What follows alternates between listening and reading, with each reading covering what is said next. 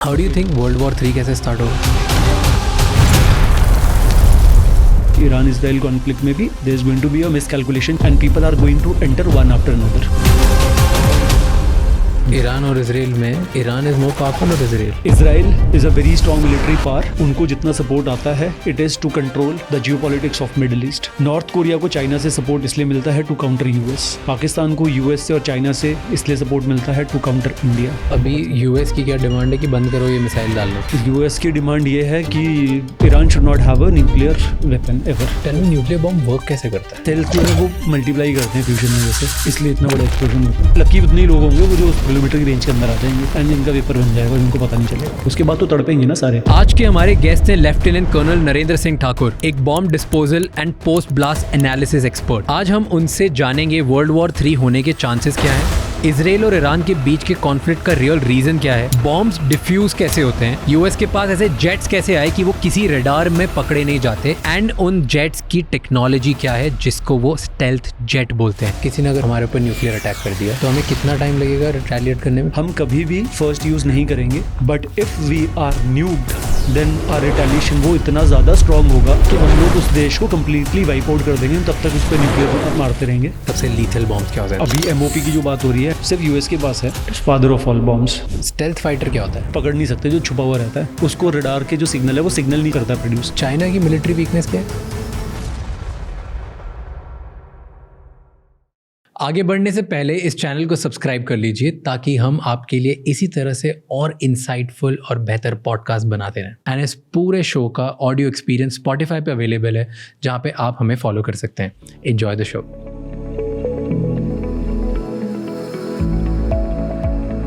Tell me nuclear bomb work कैसे करता है? फ्यूज़ होगा, फ्यूज़ एक्टिवेट होगा, वो डेटोनेटर को एक्टिवेट करेगा, डेटोनेटर से एक धमाका होगा मेन चार्ज की तरफ. बट जो इसका मेन चार्ज का वो है इट इज़ गोइंग टू, ये सेल्स जो है वो मल्टीप्लाई करते हैं फ्यूजन में जैसे, एक से दूसरे को चार्ज मिल रहा है, दूसरे से तीसरे को, ऐसे करके मिलियंस ऑफ वो बढ़ता ही जा रहा है आगे की तरफ. इसलिए इतना बड़ा एक्सप्लोजन होता है. फ्यूल टाइप तो कुछ है नहीं है इसमें.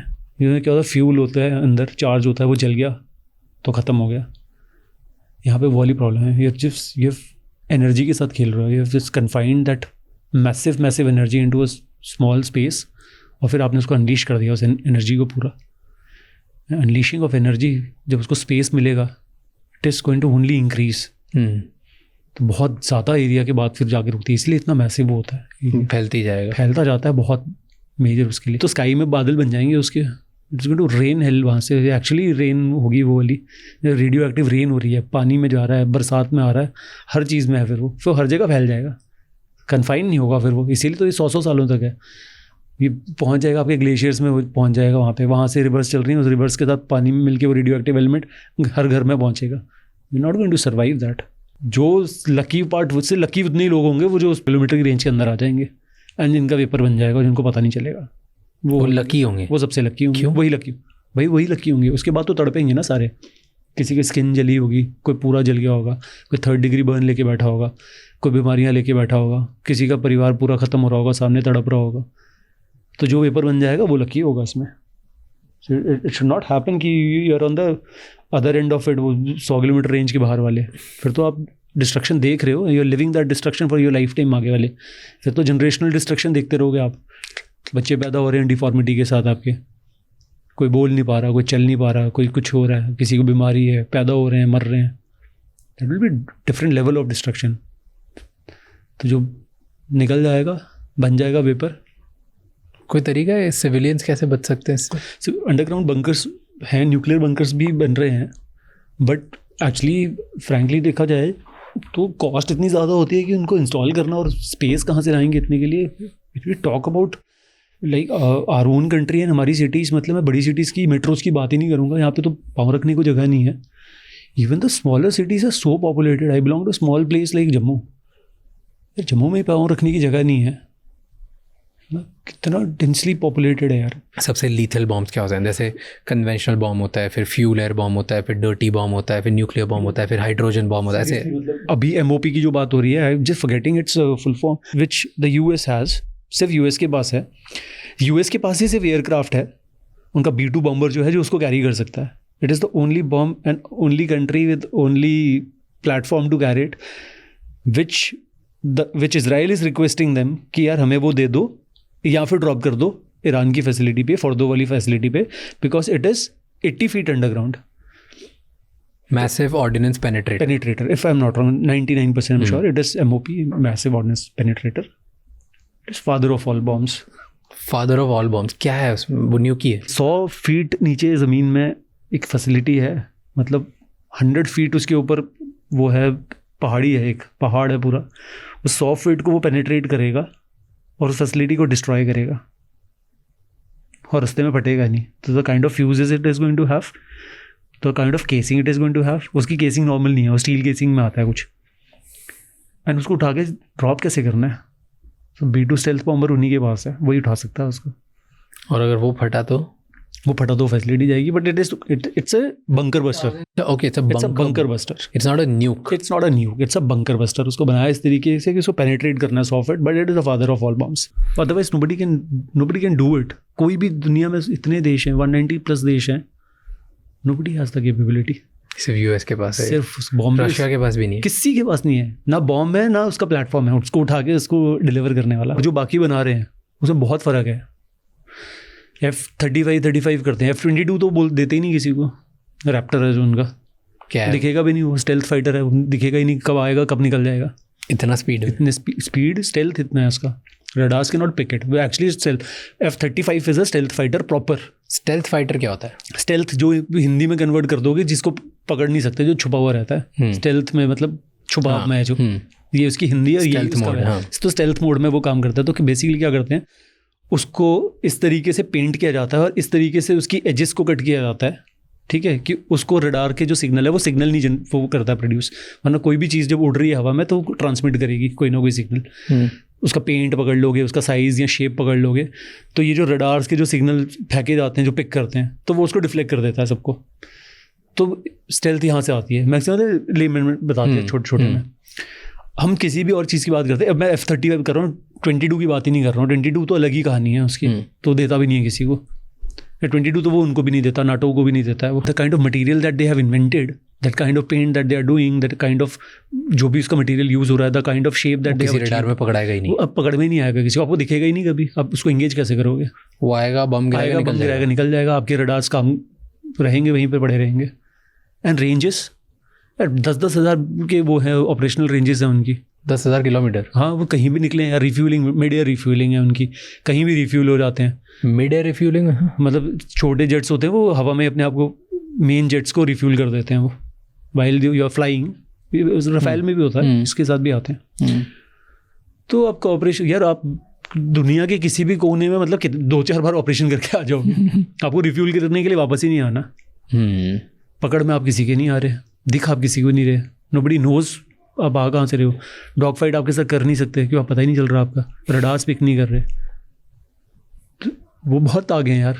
बात कम होती है उनकी, बहुत आगे. हम लोग, क्योंकि बात इकोनॉमिक्स की, बिजनेस की चलती रहती है, मिलिट्री की इतनी बात होती नहीं है और उसको दिखाने की जरूरत भी नहीं है. तो वो बहुत सुपीरियर है, बहुत सुपीरियर टेक्नोलॉजिकली. और फिर वो हर जगह लड़ाई करता है यार जाके. हाँ, और यूएस कहीं से भी वॉर स्टार्ट कर सकता है पूरे वर्ल्ड में, क्योंकि उसके हर जगह स्टेशंस हैं. हर जगह स्टेशंस हैं, हर जगह ही है. बैटल टेस्टेड है यार. हर जगह, हर लड़ाई का हिस्सा होता है वो, हर जगह पहुंचा होता है वहाँ पे. तो man have also seen a lot of action, which is very important. Expedition उनका बहुत स्ट्रांग है ना, कि बाहर जाके दूसरे के देश में दूसरे की जगह लड़ना विथ हैवी गियर टेक्नोलॉजी. और वो कहीं से भी इतने डिस्ट्रॉयर्स हैं. हाँ, जैसे इसमें है सी में, जैसे चाइना इतने सारे डिस्ट्रॉयर अपने इंडक्ट कर रहा है वहाँ पे, इतने बड़ी बड़ी शिप्स इंडक्ट कर रहा है. ऑब्वियसली वहाँ पे थोड़ी सी कोशिश कर रहा है, बट उनकी क्लास ही अलग है यार. उनकी क्लास ऑफ शिप्स भी अलग है. पूरी सिटीज़ हैं यार. 8-8, 10-10, 15-15 हज़ार लोग बैठे हुए हैं.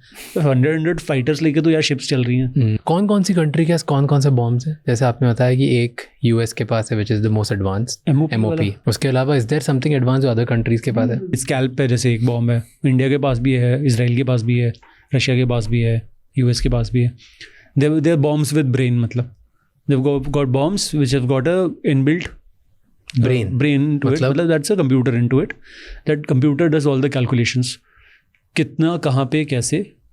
तो ये उसको थोड़ा सा उसको स्मार्ट बना दिया. These are smart bombs. ये हमारे पास भी है. हमारे पास भी है. We've used it. तो सबसे पहले अगर कोई पूरे कॉन्फ्लिक्ट में कोई अगर ऐसी कंट्री हो जो न्यूक्लियर बटन प्रेस कर दे, कौन सी कंट्री कर सकती है? देखो, पता क्या होगा, न्यूक्लियर थ्रेशोल्ड किसका ज़्यादा होगा? People who have options. जिनके पास और भी बहुत सारी चीज़ें हैं. 3 years is a very long time to be in a war with somebody like Ukraine. तो न्यूक्लियर थ्रेशोल्ड पास हो जाना चाहिए था, अभी तक क्रॉस हो जाना चाहिए था रशिया का. Russia is a very strong country. नहीं हुआ. क्यों नहीं हुआ? ऑप्शंस बहुत हैं. They have a lot of options. उनके बहुत वेपन्स है, बहुत सारी चीज़ें जिनको वो यूज़ कर सकते हैं जो उन्होंने नहीं करे अभी तक. इसलिए कोई रिक्वायरमेंट नहीं है. कोई ऐसी कंट्री जनरली, इसलिए हमेशा देखना, एक तभी किसी लो एंड छोटी स्टेट के पास अगर न्यूक्लियर वेपन पहुंच गया वहाँ पे, जिसके पास उससे पहले ऑप्शन ही बहुत कम है. You got 2 types of missile and 3 types of bombs and then you have got a nuclear bomb. So you have only 5 option and 6th is a nuclear option. If there is a chance कभी होने का, तो you feel ये छोटे देश, North Korea, Pakistan, you can these kind of nations. Nuclear bomb दिखता कैसा है? एक बड़ी मिसाइल होगी, क्योंकि आपको पावर चाहिए, सोर्स चाहिए, क्योंकि आपने बहुत दूर फेंकना है उसको. So they are going to be, एक कंटेनर होगा जिसमें सॉलिड या लिक्विड फ्लूइड कुछ भी फ्यूल होगा उसके अंदर. एक बड़ा पार्ट होगा जिसके अंदर ये आपके कंप्यूटर पार्ट्स लगे होंगे, GPS VPS, ये वो लगाने के लिए एक केसिंग चाहिए. फिर भरने के लिए इतना सारा बारूद भरने के लिए यू रिक्वायर अ केसिंग, तो एक बड़ा पार्ट वो होगा. सो ये looking at a big system, मतलब 5, 10, 15, 20 मीटर का, डिपेंडिंग अपॉन कि आप कितना बड़ा वो कर रहे हो. Now we talk about tactical, जो पाकिस्तान बात करता है, there is nothing called tactical, मतलब वो है nukes, but they talk about it कि रेडियस कम हो जाएगा, 50 किलोमीटर तक रुक जाएगा. सो उसका साइज होगा 20-25 फीट तक का साइज होगा. मिसाइल्स जनरली अराउंड 20-25 फीट इतनी होती है. तो ये सब अलग अलग जगह पड़ा होता है. जब भी लॉन्च करना है, then you have to get it from different places. This is what we know generally. Official तो नहीं, but it is not like एक इकट्ठा करके एक जगह पे. It is too sensitive, you can not do it. Lot of. So if कभी somebody attacked us, anyone, कितना टाइम किसी ने अगर हमें हमारे ऊपर न्यूक्लियर अटैक कर दिया, तो हमें कितना टाइम लगेगा रिटेलिएट करने में, जवाब देने में कितना टाइम लगेगा? जवाब देने का कितना टाइम तो एग्जैक्ट नहीं कह सकते, लेकिन जवाब देंगे ज़रूर. ये फिक्स्ड है, ये बिल्कुल फिक्स्ड है. ये फिक्स किस लिए? लॉजिकली फिक्स्ड है. वी आर अपना न्यूक्लियर ट्रायड है हम लोग. We can launch from the ground, from the skies and from the waters. हम कहीं से भी, हम तीनों न्यूक्लियर केपेबल हैं. न्यूक्लियर ट्रायड वाले गिने चुने 3-4 देश ही हैं, उनमें से हम लोग भी एक हैं. You hit me in the waters, I will fire from the skies और I will fire from the land. ज़मीन से, मैं आसमान से करूँगा. तो मुझे जिस भी एरिया में करोगे मैं उसके बाद करूँगा. और हमारी न्यूक्लियर डॉक्ट्रिन बहुत, it's a beautiful doctrine. That is बहुत ही सिंपल लेमन टर्मिनोलॉजी में हम लोग कहते हैं कि हम लोग न्यूक्लियर जो हमारा है, हम उसको, there is no first use. हम कभी भी फर्स्ट यूज़ नहीं करेंगे. But if we are nuked, then our retaliation वो इतना ज़्यादा स्ट्रॉन्ग होगा कि हम लोग उस देश को कम्प्लीटली वाइप आउट कर देंगे. हम तब तक उस पर न्यूक्लियर मारते रहेंगे. हम इतना न्यूक करेंगे उसको कि उसको हम लोग वाइप आउट कर देंगे पूरा. This is our nuclear doctrine. And massive retaliation का हमारा doctrine. No first use, but massive destruction and retaliation. The agencies that we have, और the current government that we have, the resolve that we have, we are much stronger than what people understand किए. और हमारा हैनवन का ना, it's a very beautiful doctrine. Can we stop? किसी ने अगर न्यूक्लियर बॉम्ब छोड़ा तो कुछ ऐसा वेपन होता है या ऐसा डिफेंस होता है कि आप रोक सकते हो? यू ट्राई टू इंटरसेप्ट ना. तो आपको इंटरसेप्ट ही करना है उसको, जितने जल्दी कर सको. इंटरसेप्ट आप ऐसे करोगे तो उसे फायर ही ना करने दो. You not allowing him to assemble it. ये तरीके हैं लॉजिकली कि आप असेंबल ही नहीं होने दे रहे, वो उड़ ही नहीं पाता है. ठीक है, दैट इज फर्स्ट. आप उसको जहाँ से वो उड़ता है वहीं पे इंटरसेप्ट करने की कोशिश करते हो यूजिंग योर मिसाइल्स. आपको एरियाज पता है कि यहाँ पे है, आपको लगता है न्यूक्लियर थ्रेट है, यू स्टार्ट टारगेटिंग देम. ठीक है, दैट्स सेकंड. ये तरीका है. उसके बाद अगर फट जाए तो फिर नहीं. किसी भी रडार सिस्टम का सिंपल सा, मतलब इसका एयर डिफेंस का फंडा क्या होता है? You got a radar which is a detection unit. वो डिटेक्ट कर रही है, वो हीट सिग्नेचर पकड़ रही है या किस तरीके से पकड़ रही है उसको, वो अपना एक तरीके से सिग्नल ले रही है. जब आयरन डोम की बात होती है या अपने डेविड स्लिंग की है या S-400 की है, ये डिस्टेंस के हिसाब से अपना जो आकाश सिस्टम है, जैसे 400 किलोमीटर का सिस्टम है उसका. सो ये detects at a range of 400 kilometres. तो उसके 400 किलोमीटर के अंदर जैसे भी कोई ये प्रोजेक्टाइल आता है तो वो उसको डिटेक्ट कर लेता है. सेकेंड सिस्टम इज आपके पास गाइडेड मिसाइल्स, क्रूज मिसाइल्स या बैलिस्टिक मिसाइल्स हैं. ये तीनों चीज़ें, बैलिस्टिक तो जनरली नहीं होंगी, क्रूज होंगी. तो आप उससे टारगेट करते हो और उसको हिट करते हो. सेम थिंग हैपन्स विद आपका जो हमने आयरन डोम की बात करी, उसमें भी यही होता है. Okay, similar systems. Cruise missiles, the detection is better. इतना फेमस क्यों है? When multiple projectiles are fired, जैसे S-400 है, वो एट ए टाइम 60 टारगेट्स को डिटेक्ट कर लेता है. 60 to 90 टारगेट्स का कुछ अप्रॉक्सीमेट उसका वो है. 60 टारगेट मीन्स कि 60 प्रोजेक्टाइल्स आपके पास आ रहे हैं and 60 are detected and 60 are engaged also. ठीक है, तो अगर 60 मिसाइल आ रही है बाहर से तो हम 60 की 60 रोक सकते हैं एक झटके. यहाँ पे भी 60 मिसाइलें फायर करेंगे यहाँ से एक साथ. 60 I'm saying, maybe little left or right, but approximately इसके आसपास जो भी है 60 missiles will be fired. दूसरों का सिस्टम होगा फायरिंग, मतलब वो है दूसरी, जैसे जू है तो वो राउंड्स फायर करती है 14 mm का या 21 mm का. We were talking about nuclear bombs. कितने टाइप के न्यूक्लियर बॉम्ब्स होते हैं? The idea behind it is, जो इस न्यूक्लियर बॉम्ब्स का है वो वेट से ही कैटेगराइज होगा कि amount of explosive that is there, कितना इनरिच्ड और किस लेवल पे इनरिच्ड है. क्योंकि जो उन्होंने हिरोशिमा में अटैक किया था उसका नाम था लिटिल बॉय. छोटे थे. लिटिल बॉय हिरोशिमा में अटैक किया August 6 को 1945 आई गेस, और वो था यूरेनियम बेस्ड, राइट. फिर 9 अगस्त को उन्होंने किया नागासाकी पे, वो प्लूटोनियम बेस्ड था, उसका डिस्ट्रक्शन काफ़ी ज़्यादा था, उसका नाम था फैट मैन. तो फैट मैन क्यों ज़्यादा पावरफुल था? क्योंकि प्लूटोनियम की वजह से कि सिर्फ वेट की वजह से? एक्सप्लोसिव्स ज़्यादा हो सकता. टेल मी कि अगर आज की तारीख में अगर कभी न्यूक्लियर अटैक होता है तो कितना डिस्ट्रक्शन करता है, कितना इम्पैक्ट करता है? मेजर मैसिव डिस्ट्रक्शन होगा. डिस्ट्रक्शन को जो इनिशियल फेज में जो लॉस होने वाला है, लॉस ऑफ लाइफ होने वाला है, वो फिर भी एक्सेप्टेबल हो जाएगा किसी तरीके से. But the amount of impact it is going to have, क्या इम्पैक्ट होगा उसका? पहले तो अटैक होगा, तो कितने रेडियस पे होगा? तकरीबन किलोमीटर तक के रेडियस में तो वेपर ही बन जाएगा. अब डिपेंड की कितना है, मतलब बिल्डिंग से लेके इंसान से लेके सब खत्म, सब गल जाएंगे, पता भी नहीं चलेगा कुछ. फिर उसका इम्पैक्ट कितने टाइम तक रहेगा, कितनी जनरेशन तक रह सकता है? If less would be 10 decades, hundreds of years. जाएगा ही नहीं. क्या इम्पैक्ट रहेगा 100 सालों तक? क्या impact? Element will be everywhere. Rivers, the land, it not going to go. जाएगा ही नहीं. और क्या होता है उससे? बीमारियां हर टाइप की, any kind of, all kind of cancers that you can think of. और ऐसा नहीं कि नॉर्मल कैंसर्स जो जिसका कुछ पता है, ऐसी म्यूटेशंस कैंसर्स जिसका कोई हमें कोई वो नहीं है, स्टडी नहीं हुई जिसके ऊपर भी, वी आर नॉट अवेयर कि उसका क्या रिएक्शन होने वाला है. 100 सालों तक ये इम्पैक्ट रहेगा, लाइक 100 सालों खत्म. बिल्कुल. एंड उसका generations will are going to suffer उसके बाद. एंड उसका इम्पैक्ट क्या दूसरी कंट्रीज पे भी होगा, दूसरी सिटीज़ पे भी होगा? 100 किलोमीटर टेक्निकली मीन्स एक सिटी उड़ गई. अब बेसिकली ऐसे लगा लो कि अगर ऐसी गलती Pakistan makes a mistake and drops it somewhere near border के आसपास गिरा दिया तो आधा उसका जाएगा, आधा हमारा जाएगा. मैं एक टेड टॉक देख रहा था, टेड टॉक में था ये कि कैसे किसी भी कंट्री में अगर न्यूक्लियर वॉर हुआ, भले वो डजेंट मैटर कि इंडिया में हुआ, ईरान में हुआ, इसराइल में हुआ, नॉर्थ कोरिया में हुआ, किसी भी कंट्री में वर्ल्ड में हुआ, न्यूक्लियर अगर इतना बड़ा हुआ कि एक शहर उड़ा देगा वो, तो उसका इम्पैक्ट पूरी दुनिया में आएगा, क्योंकि उसकी गैसेस पूरी दुनिया को अटैक करेगी और पूरी दुनिया में कैंसर जैसी बीमारियां बहुत सारी बढ़ जाएगी. And it will destruct a lot. It is going to have a destruction. This is precisely the reason कि हो क्यों नहीं हो रहा और क्यों नहीं होगा. क्योंकि it is going to have a major ramification, सबके ऊपर होगा. और हमें तकरीबन अंदाज़ा है इस चीज़ का कि इफेक्ट होगा, बहुत चीज़ें इफेक्ट होंगी. ये तो एक पार्ट है कि इफेक्ट होने का, जो फिजियोलॉजिकली हम बात कर रहे हैं कि हमें बीमारियां बढ़ने का खतरा है या ये वो जो भी चीज़ें हैं, this is one part of it. और भी बहुत सारी चीज़ें जुड़ी हुई हैं ना. जब पूरे देश ही ख़त्म हो जाएंगे तो कितनी चीज़ें उसके साथ ख़त्म हो जाएंगी. इकोनॉमिक सब खत्म हो जाएगा. You are talking about Iran पे, अगर इफ़ यू आर टॉकिंग, यार स्टेट ऑफ हॉर्मुज को वो कंट्रोल करते हैं वहाँ पे, क्या होगा उसके बाद? सब क्योस नहीं मच जाएगा हर जगह? इतना तेल, इतना कुछ है.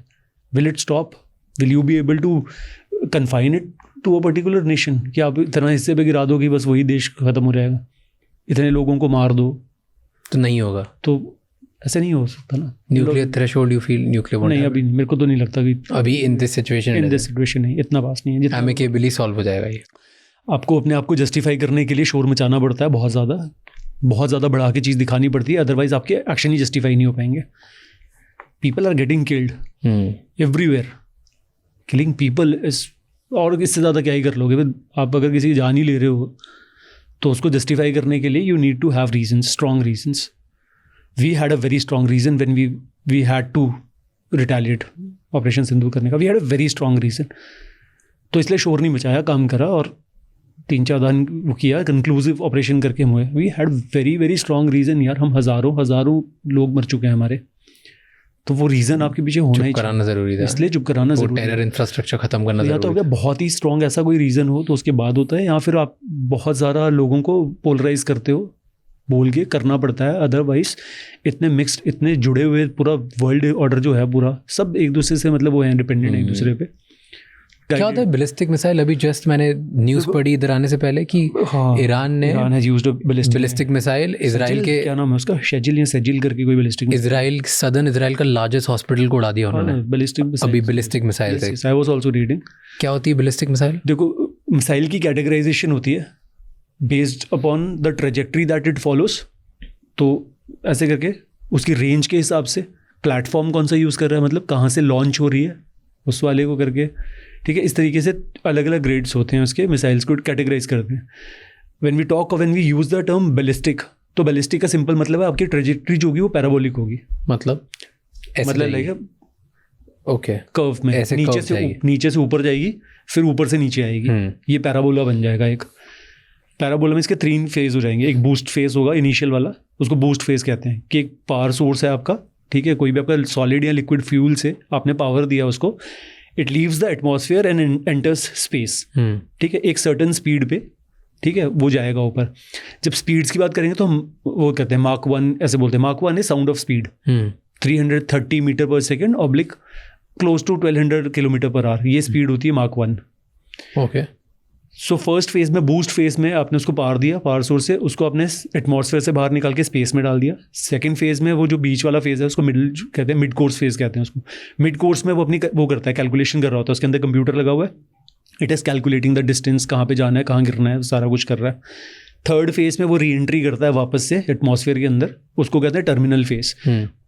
जो थर्ड फेज होता है that is a hypersonic phase. Hypersonic phase is more than Mach 5 times the speed of sound से ज़्यादा को वो बोलते हैं। तो जिस स्पीड से लॉन्च हुआ उसके 5 टाइम्स ज़्यादा स्पीड से नीचे आता है। स्पीड से लॉन्च नहीं होगा, जब लॉन्च हो रहा है तो वो हाइपरसोनिक नहीं होगा, इतना होता है जनरली, वो सुपरसोनिक होगा, मतलब 1 to 3 के बीच में होगा, लेस देन 5 ही होगा।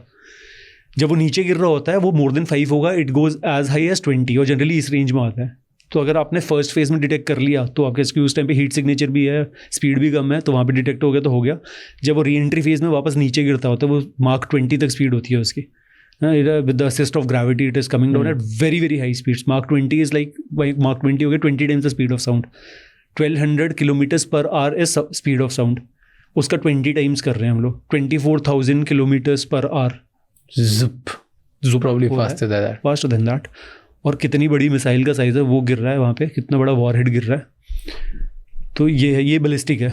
Then there are cruise missiles. Cruise missiles होती हैं टेरेन हगिंग होती हैं, लो फ्लाइट हैं, पूरे फेज में पार रहेगी उसके पास, ठीक है, इट इज़ नॉट वो है सीधा डायरेक्ट जा रही है। फिर गाइडेड मिसाइल्स होती हैं। Guided missiles are guided by something, मतलब क्या GPS से गाइड हो रही होंगी या हीट सिग्नेचर पकड़ के गाइड हो रही होंगी, those are as the name suggest. Okay, ये मतलब वो एग्जाम टारगेट पे सेट करके किया जा सकता है, गाइड करके आप उसको भेज रहे हो। ये वाला cruise missiles are very difficult to intercept, क्योंकि लो फ्लाइंग है, मौका ही नहीं दे रही एक बार भी, पावर नीचे जाती है। तो ये जो सबमरीन वगैरह में से निकलती है, ये प्लेटफॉर्म्स के वाले होते हैं, इसमें फिर अलग अलग रहेगा। अब आप सबमरीन से बैलिस्टिक भी फायर कर सकते हो, सबमरीन से आप क्रूज भी फायर कर सकते हो। ये फिर आपका प्लेटफॉर्म बेस्ड आ गया। जब हम सैम्स बोलते हैं, जैसे भी हो रहा था कि भाई सरफेस टू वो है, एयर चल रही है, भाई surface to air, simple as the English है, कि सरफेस पे कहीं ज़मीन पे उसका प्लेटफॉर्म बड़ा है, एयर पे वो टारगेट हिट कर रही है, तो एयर में क्या होगा, एयर पे एयरक्राफ्ट होगा, तो उसने एयरक्राफ्ट हिट करना है। सरफेस टू सरफेस है, मतलब वो सरफेस पे चल रही है और सरफेस को हिट कर रही है, तो प्रोबेबली आप लगा लो कोई सरफेस से, कोई आपका टाटा से मैंने फायर किया, कोई किसी भी प्लेटफॉर्म से मैंने फायर करा और किसी गाड़ी को उड़ाना है या किसी बंकर को उड़ाना है। तो जैसे ये बैलिस्टिक मिसाइल है, वो इधर से जाके ऐसे जाएगी पैराबोला, तो पैराबोला पे जाएगी, राइट? एग्जैक्ट कैसे पता चलेगा कि वो उसी हॉस्पिटल को हम टारगेट करेंगे? उसी यही तो उसके अंदर पूरा कंप्यूटर है, पूरा डाला हुआ, प्रोसेसर्स हैं, कंप्यूटर है, सब डला हुआ है उसके अंदर। तो वो डिस्टेंस के हिसाब से करता है डिटेक्ट, कि लोकेशन के हिसाब से, GPS के हिसाब से? GPS के हिसाब से लोकेशन फेड है उसके अंदर, और उसके अंदर कैलकुलेशंस है, लाइव कैलकुलेशंस है। If it is homing on to a target and it is moving, तो वो अपनी वो कर सकता है कैलकुलेशन की, मेरा टारगेट जो था वही, वो जो लॉक किया था मैंने, वो मूव कर रहा है अपने आप ऊपर ही, वो ऊपर सब, उसके अंदर सुपर कंप्यूटर्स लगे हुए हैं उसके अंदर भी। It is that difficult. तो मैंने कहा ना, फ्यूज, डेटोनेटर और वो मसाला तो ठीक है, वो तो नॉर्मल कहानी है, वो लेमन की एक कहानी है कि यार ये चीज़ें होंगी। तो हर बैलिस्टिक मिसाइल में एक टाइप का सुपर कंप्यूटर लगा हुआ है कि अगर वो टारगेट मूव भी हो रहा है तो उसी टारगेट पे लगेगा। Crores and crores of money is being spent on missiles. और सबसे एडवांस्ड टेक्नोलॉजी की मिसाइल किसके पास होगी? एडवांस इक्विपमेंट US के पास ही है सारा, उससे ज़्यादा एडवांस्ड है नहीं। ट्राइडेंट टेस्टेड भी है उनका सारा इक्विपमेंट, तो देयर इज। और सबसे बड़ी मिसाइल किसके पास होगी? बड़ी भी उन्हीं के पास ही है, सब कुछ बड़ा भी उनके पास ही है। सबसे एडवांस इजराइल, रशिया और चाइना, सबके पास, सब उनके पास है। How do you think world war 3 कैसे स्टार्ट होगा? वर्ल्ड वॉर 3 ऐसे ही स्टार्ट हो जाएगा जिस तरीके से जो भी हमारे चल रहे हैं। You see the situation that is there, one one wrong step, one miscalculation somewhere, it will happen. मतलब कहीं दो देश जो आपस में लड़ाई कर रहे हैं, there is going to be a miscalculation, छोटा सा miscalculation, and people are going to enter one after another. ठीक है, अभी रैंडमाइज इस वाले कॉन्फ्लिक्ट में भी, ईरान इसराइल कॉन्फ्लिक्ट में भी ऐसा ही कोई छोटी सी चीज़ है कि entry of one country into this thing, and अब जो के जिसके अगेंस्ट जा रहे हैं उनको कुछ समझ नहीं आ रहा कि मैंने कैसे रिटेलिएट करना है. You can not retaliate to everything, so they start engaging other people.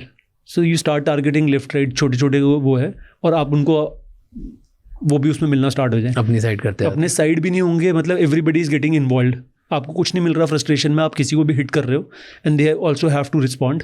तो वो छोटे छोटे वो एंटर करेंगे. देन देयर आर अलाइज, सबके अपने हैं. इसराइल, अगर यूएस इसराइल को सपोर्ट कर रहा है तो ईरान को भी सपोर्ट करते हैं. We all know Russia supports वो. तो इस तरीके से अगर आप कम्युनिकेशन बिठाओ तो इस तरीके से धीरे धीरे धीरे जुड़ के ये फैल जाएगा. Tell me if you have to, based on your knowledge, अगर आपको ये बाइफरकेट करना हो स्टेजेस में कि एक वॉर स्टार्ट कैसे होता है from a small conflict to a full fledged war, stages of war क्या होती है? Stage 1, stage 2, stage 3, stage 4, stage 5. एक सर्टन थ्रेशोल्ड है हर कंट्री का, डिसाइडेड थ्रेशोल्ड होता है सबका, और उसके अगेंस्ट रिस्पॉन्स भी डिसाइडेड होता है कि इतनी चीज़ है. एंड ऑपरेशन सिंदूर पे फिर मैं बताऊंगा ऑपरेशन सिंदूर का कि वाई वी हैव मतलब डन अ कंक्लूसिव ऑपरेशन पहले भी हुए हैं, बट ऑप सिंदूर मतलब almost close to a war का जो वो है वो बता दें. तो वो थ्रेशोल्ड डिसाइडेड है, ऐसे बाकी और कुछ भी नहीं है तरीका बताने का. There are thresholds, there are limits to everything beyond which a country will retaliate. हमने भी करना है किसी तरीके से. अब उसका वॉर बनने का तरीका ये है कि सामने से रिटेलिएशन कितना आता है. अब वो रिटेलिएशन जो आपका आ रहा है वो आपके उस थ्रेशोल्ड, जो आपका डिसाइडेड थ्रेशोल्ड है, उससे नीचे है. So you will absorb it. So your reputation is at stake.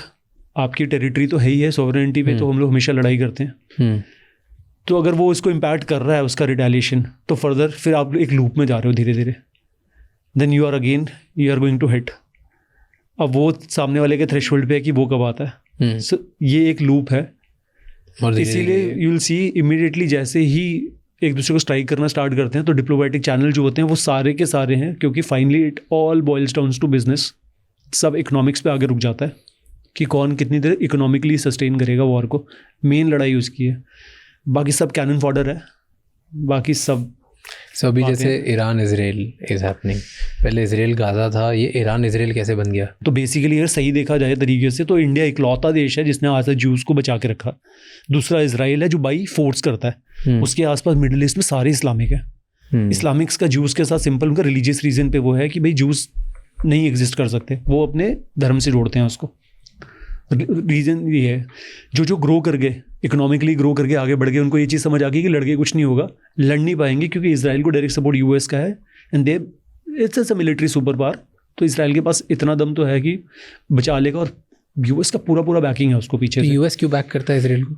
US back करता है मिडिल ईस्ट की पॉलिटिक्स को हैंडल करने के लिए. जैसे यूएस पाकिस्तान को क्यों सपोर्ट करता है. अ वेरी स्ट्रॉन्ग इंडिया इज, है ना, उसके साथ वेरी स्ट्रॉन्ग इंडिया नहीं चाहिए किसी को. तो अब यूएस इंडिया में अगर लड़ाई लड़नी हो उसको तो कैसे लड़ेगा, वहाँ से कैसे भेजेगा अपने जहाज पाकिस्तान के थ्रू? तो कहीं तो चाहिए उसको बेस बनाने के लिए, तो पाकिस्तान उसका बेस है. अब चाइना को लड़ाई लड़नी है यूएस के साथ तो नहीं लड़ सकता डायरेक्टली, तो क्या करे, कुछ तो चाहिए तरीका. तो नॉर्थ कोरिया को न्यूक्लियर बम्स को, क्योंकि नॉर्थ कोरिया जब जो आपका वो घूमता है जब पूरा सर्कल, तो North Korea very close to US. पीछे की तरफ से अगर ऐसे देखो, अगर मैं आपको गोल में करो इमेजिन, फ्लैट ना इमेजिन करो, तो North Korea and US very close to each other. आज स्टेटमेंट आया ना South Korea, they have done a joint exercise today. हाँ, यूएस, साउथ कोरिया, जापान ने दाना कि अगर नॉर्थ कोरिया ने न्यूक्लियर कुछ भी एक्टिवेट किया तो साउथ कोरिया, तो यूएस विल ड्रॉप मिसाइल्स के, they will drop a nuclear on them, they will nuke North Korea. They don't require to know, मतलब कितना ही न्यूक चाहिए उनको, one nuke that is required. The kind of nukes जो इनके पास हैं, अपने अमेरिका के पास हैं जिस लेवल के, they require one bomb total. So Iran, let's come back to Iran और इजराइल. अब तो ईरान और इजराइल में, ईरान इज मोर पावरफुल और Israel is more powerful. Iran का जितना भी है मिलिट्री माइट है वो सारा उसकी मिसाइल्स का है, और इजराइल का जो है सारा का सारा वो एरियल सुपीरियरिटी पे है.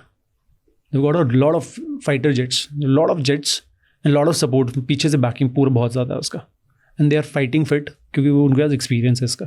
They keep fighting. कभी वो गाज़ा में लड़ रहे हैं. So that is very very important factor. ये सारे फैक्टर हर जगह आते हैं. जब इंडिया चाइना की बात होती है कि China very strong, China is very strong, India is small, और इंडिया का वो नहीं है. But we have a better experience than them because हमारे जो कॉन्फ्लिक्ट्स हैं, one we are in non conventional ops पूरा टाइम, हम सारा टाइम टेररिस्ट वाली लड़ाई लड़ रहे हैं. We have experience it in Pakistan, we have experience in ILT in 99 हमारे उसमें. चाइना के पास कोई एक्सपीरियंस नहीं है ऐसा. Their weapons are not tested, their men are not tested. तो it is not going to happen कि केक वॉक नहीं होने वाला है. चाइनीज इक्विपमेंट टेस्टेड नहीं है. They can claim it whatever they want to claim. बहुत अच्छा होगा, अच्छा भी है, but it is battle ready ना, पता नहीं है. Men have to be tested, क्योंकि लड़ाई होती है, क्योस हो जाता है. वेरी रोजी, वेरी वो की वो है. लेकिन because we have been, I was posted for 2 years at a place जहाँ पर रोज बम गिरते थे. Cease fire violation was a daily norm in my first posting. हर दिन for 700+ day of posting that we had seen immense amount of firing. इतना fire artillery का वो आ रहा है. And I remember the earlier days, जो पहले के 2-4-5 दिन होते थे, तो नहीं समझ आता था कि यार ये बम गिर रहा है, कहाँ गिर रहा है, फटेगा, क्या होगा. तो lot of chaos that is there. लेकिन जो बंदा जब टेस्ट हो जाता है एक बार, जब आदत पड़ जाती है, then we have done evacuations under arty shelling. जब हम लोगों ने इवैक्यूएट करा, ऑफिसर हमारा एक निकाला हमने शादी के लिए रात को आर्टी शेलिंग के बीच में से, and I have got myself inducted into his post. Arty shelling हो रही है, बम गिर रहे हैं, लेफ्ट राइट गिर रहे हैं, and you are aware looking at the bomb कि नहीं, ये नहीं ऊपर नहीं गिरेगा. इसकी आवाज़ से पता लग रहा है पीछे जा रहा है, से जा रहा है. हम रेडी हैं. मैं रेडी हूँ. कहाँ पे लेट, बैरल हमारा गर्म है. हाँ, तो उस टाइम में हमारा बैरल गर्म था, तो कोई फ़र्क नहीं पड़ता कितना फायर कर रहे हैं यार. We had fired, you name a weapon, we had fired that. MMGs, AGL, AGS, AMRs, L70s, मतलब बेतहाशा मोटार्स, 81 mm मोटार इतनी चलाई हैं. RTA शेल्स गिर रहे हैं, पीछे कॉल कर रहे हैं. स्मॉल आर्म्स को तो कोई गिनता भी नहीं था. रॉकेट लॉन्चर्स, इतना रॉकेट लॉन्चर चलाया है मतलब हम लोगों ने. वी हैव फायर्ड, मतलब कि कभी सोचा नहीं था इतना मिलेगा. Simultaneously 15-20 rocket launchers simultaneously hitting a post, हमने वो भी किया है. लेकिन जब ये कर लो और जब नहीं हुआ होता है, तो फिर डिफरेंस बहुत होता है दोनों की साइकी में. जिसने किया होता है उसको प्रिकॉशनरी मेजर्स भी पता होते हैं. तो what will happen, do you think ये फुल फ्लेजेड बनेगा, change of world order? Chances, there are major chances इस टाइम पे. क्योंकि पहले सी रशिया यूक्रेन हुआ, लोग भूल गए. रशिया यूक्रेन चल ही रहा है यार. हाँ, चल हुआ. स्टार्टिंग में बहुत नॉइज हुई, बट ये हाँ मतलब ना बहुत सारे दुनिया में बहुत सारी कंट्रीज जिन्होंने बहुत नॉइज करी थी, वो भूल गए, वो इग्नोर कर दिया. भूल गए उनको. यूक्रेन के जो साथ देने वाले थे सब पीछे हट गए. वो दे रहे हैं यार, वरना यूक्रेन सस्टेन नहीं करता. ऐसा नहीं है कि नहीं कर रहे. बातें हैं, पॉलिटिक्स में बातें बहुत की जाती हैं, शोर बहुत मचाते हैं लोग, but Ukraine will not sustain अगर पीछे से उनको पैसा या सपोर्ट ना मिल रहा. पैसा मिल रहा होगा ना भी, मतलब किसी ने भी अपनी आर्मी नहीं भेजी, किसी ने भी कभी भी. That's option, that is the threshold जो उनको रशियन थ्रेशोल्ड पता है. Immediately as you send your troops on ground, boots on ground अगर किसी ने कर दिया, so the Russian threshold, they have breached the threshold.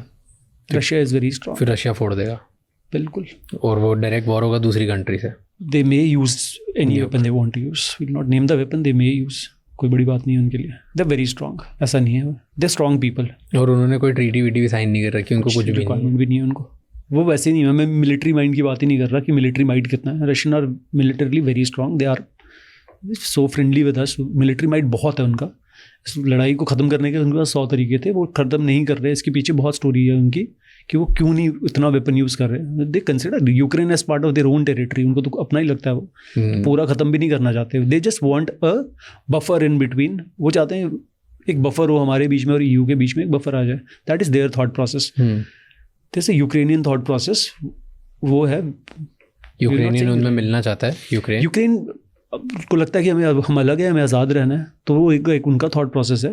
सही गलत तो देखो, जियो पॉलिटिक्स में कुछ सही गलत कुछ नहीं होता. We only have to follow the diplomatic lines of my country. यार मेरा देश जो बोलेगा मैं वही बात बोलूंगा, और वही बात right for our country is right. Is right.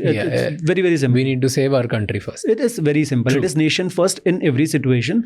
जो मेरी इलेक्टेड गवर्नमेंट बोल रही है, जो मेरे देश के लिए सही है, मेरे को सिर्फ उतनी चीज़ से मतलब है. ट्रू. उसके पीछे फिर मैं सही गलत ज़्यादा दिमाग नहीं लगाऊंगा. अभी US की क्या डिमांड है कि बंद करो ये मिसाइल डालना? US की डिमांड ये है कि Iran should not have a nuclear weapon ever. They want them to denounce it कि नहीं होगा भाई, कभी भी नहीं होगा. न्यूक्लियर वेपन तो एक्चुअली नहीं होना चाहिए किसी के पास भी. It is something which is not right for the human race. The president is a maverick. मैंने क्या बोले, टर्मिनोलॉजी कर सकता है. बहुत सारी साइड्स चल रही हैं. बहुत सारी साइड्स में छोटे छोटे प्लेयर्स के नाम लेके ना हमेशा याद रखना. Israel is a very strong military power, but उनको जितना सपोर्ट आता है it is to control the geopolitics of middle east, इसलिए इसराइल को इतना सपोर्ट मिलता है। नॉर्थ कोरिया को चाइना से सपोर्ट इसलिए मिलता है टू काउंटर यूएस। पाकिस्तान को यूएस से और चाइना से इसलिए सपोर्ट मिलता है to counter India.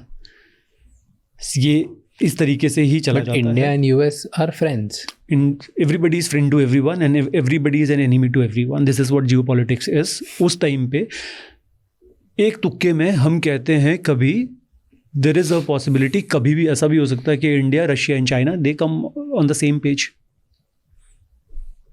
It's not going to, it's not very difficult, कुछ भी हो सकता है। It's not very difficult. तो इंडिया चाइना भाई भाई बोलते थे, हिंदी चीनी भाई भाई भी थे।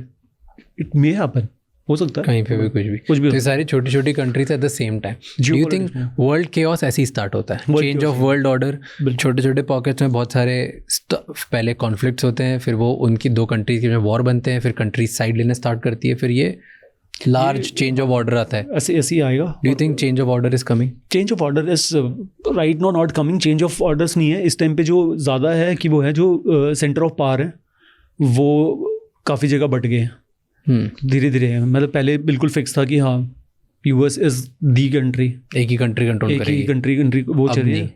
अब नहीं है, अब है। अभी जो ट्रेड वॉर में China was standing right there, neck to neck. उन्होंने भी पीछे नहीं हटे वो लोग। तो इकोनॉमिक वॉर में चाइना ने अपना बोलना स्टार्ट कर दिया। उन्होंने बोला इंडियन व्यू पॉइंट सारे टॉपिक्स में, इतने सारे टॉपिक्स चले, Russia Ukraine war, Israel Iran हो रहा है या कहीं पे भी होगा अगेंस्ट चाइना, और प्रोक्योरमेंट्स फ्रॉम या ट्रेड वॉर तो नहीं, मतलब ट्रेड का जो भी इशू, कॉन्फ्लिक्ट और डिसेंट विद यूएस, रशिया के साथ हमारी दोस्ती है ना, वहाँ का इक्विपमेंट S-400 लेना, वहाँ से नहीं लेना, राइट नॉट डिसाइडिंग कि F-35 लें या सू लें या अपना एमका पे काम करें, एंड नॉट डिसाइडिंग नहीं है बात, मतलब you are taking your own sweet time because you कर लेना, अब तो सू डिसाइड कर लेना। तो जो भी मतलब तो जिस तरीके से भी चल रहा है हमारा, we have a stand, very very clear cut stand.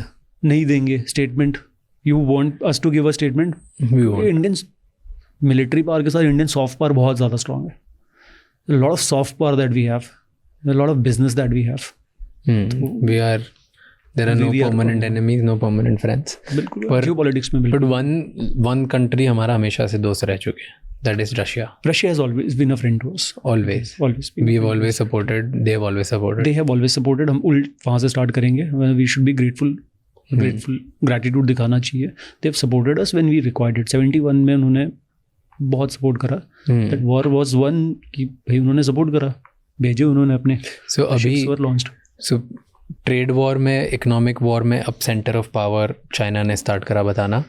ये जो कंट्री वॉर्स में वहाँ पे रशिया ने अपना माइट दिखाना स्टार्ट कर दिया, एंड देन नाउ जो ये इजराइल ईरान में हो रहा है वहाँ पे यूएस ने अपना पावर दिखाना स्टार्ट कर दिया। तो आई थिंक तीनों जगह सब अपना अपना पावर दिखा रहे हैं, और India has got a independent stand. We should not forget. पता नहीं समहाउ वी डोंट क्रेडिट, अपनी इंडिया को नहीं क्रेडिट करते, बट न्यूट्रल, इतने बड़े मेजर कॉन्फ्लिक्ट्स के बीच में न्यूट्रल रहना सबसे डिफिकल्ट है। It is very very easy, क्योंकि भाई ऐसा कर दो, हम फलाने का साथ देंगे, ये नहीं करेंगे, बट न्यूट्रल रहना, और न्यूट्रल नहीं है सिर्फ मतलब, और दोस्ती निभाना उसके बाद न्यूट्रली भी आप सबके उसमें हो, there is nobody against you, आप कोई आपके अगेंस्ट कुछ नहीं बोल रहा, आपका स्टैंड बहुत फर्म है क्योंकि आपने क्लियर चीज़ बता दी। अभी भी हम लोग न्यूट्रल नहीं है, मतलब neutral is not the right word even if I से इट।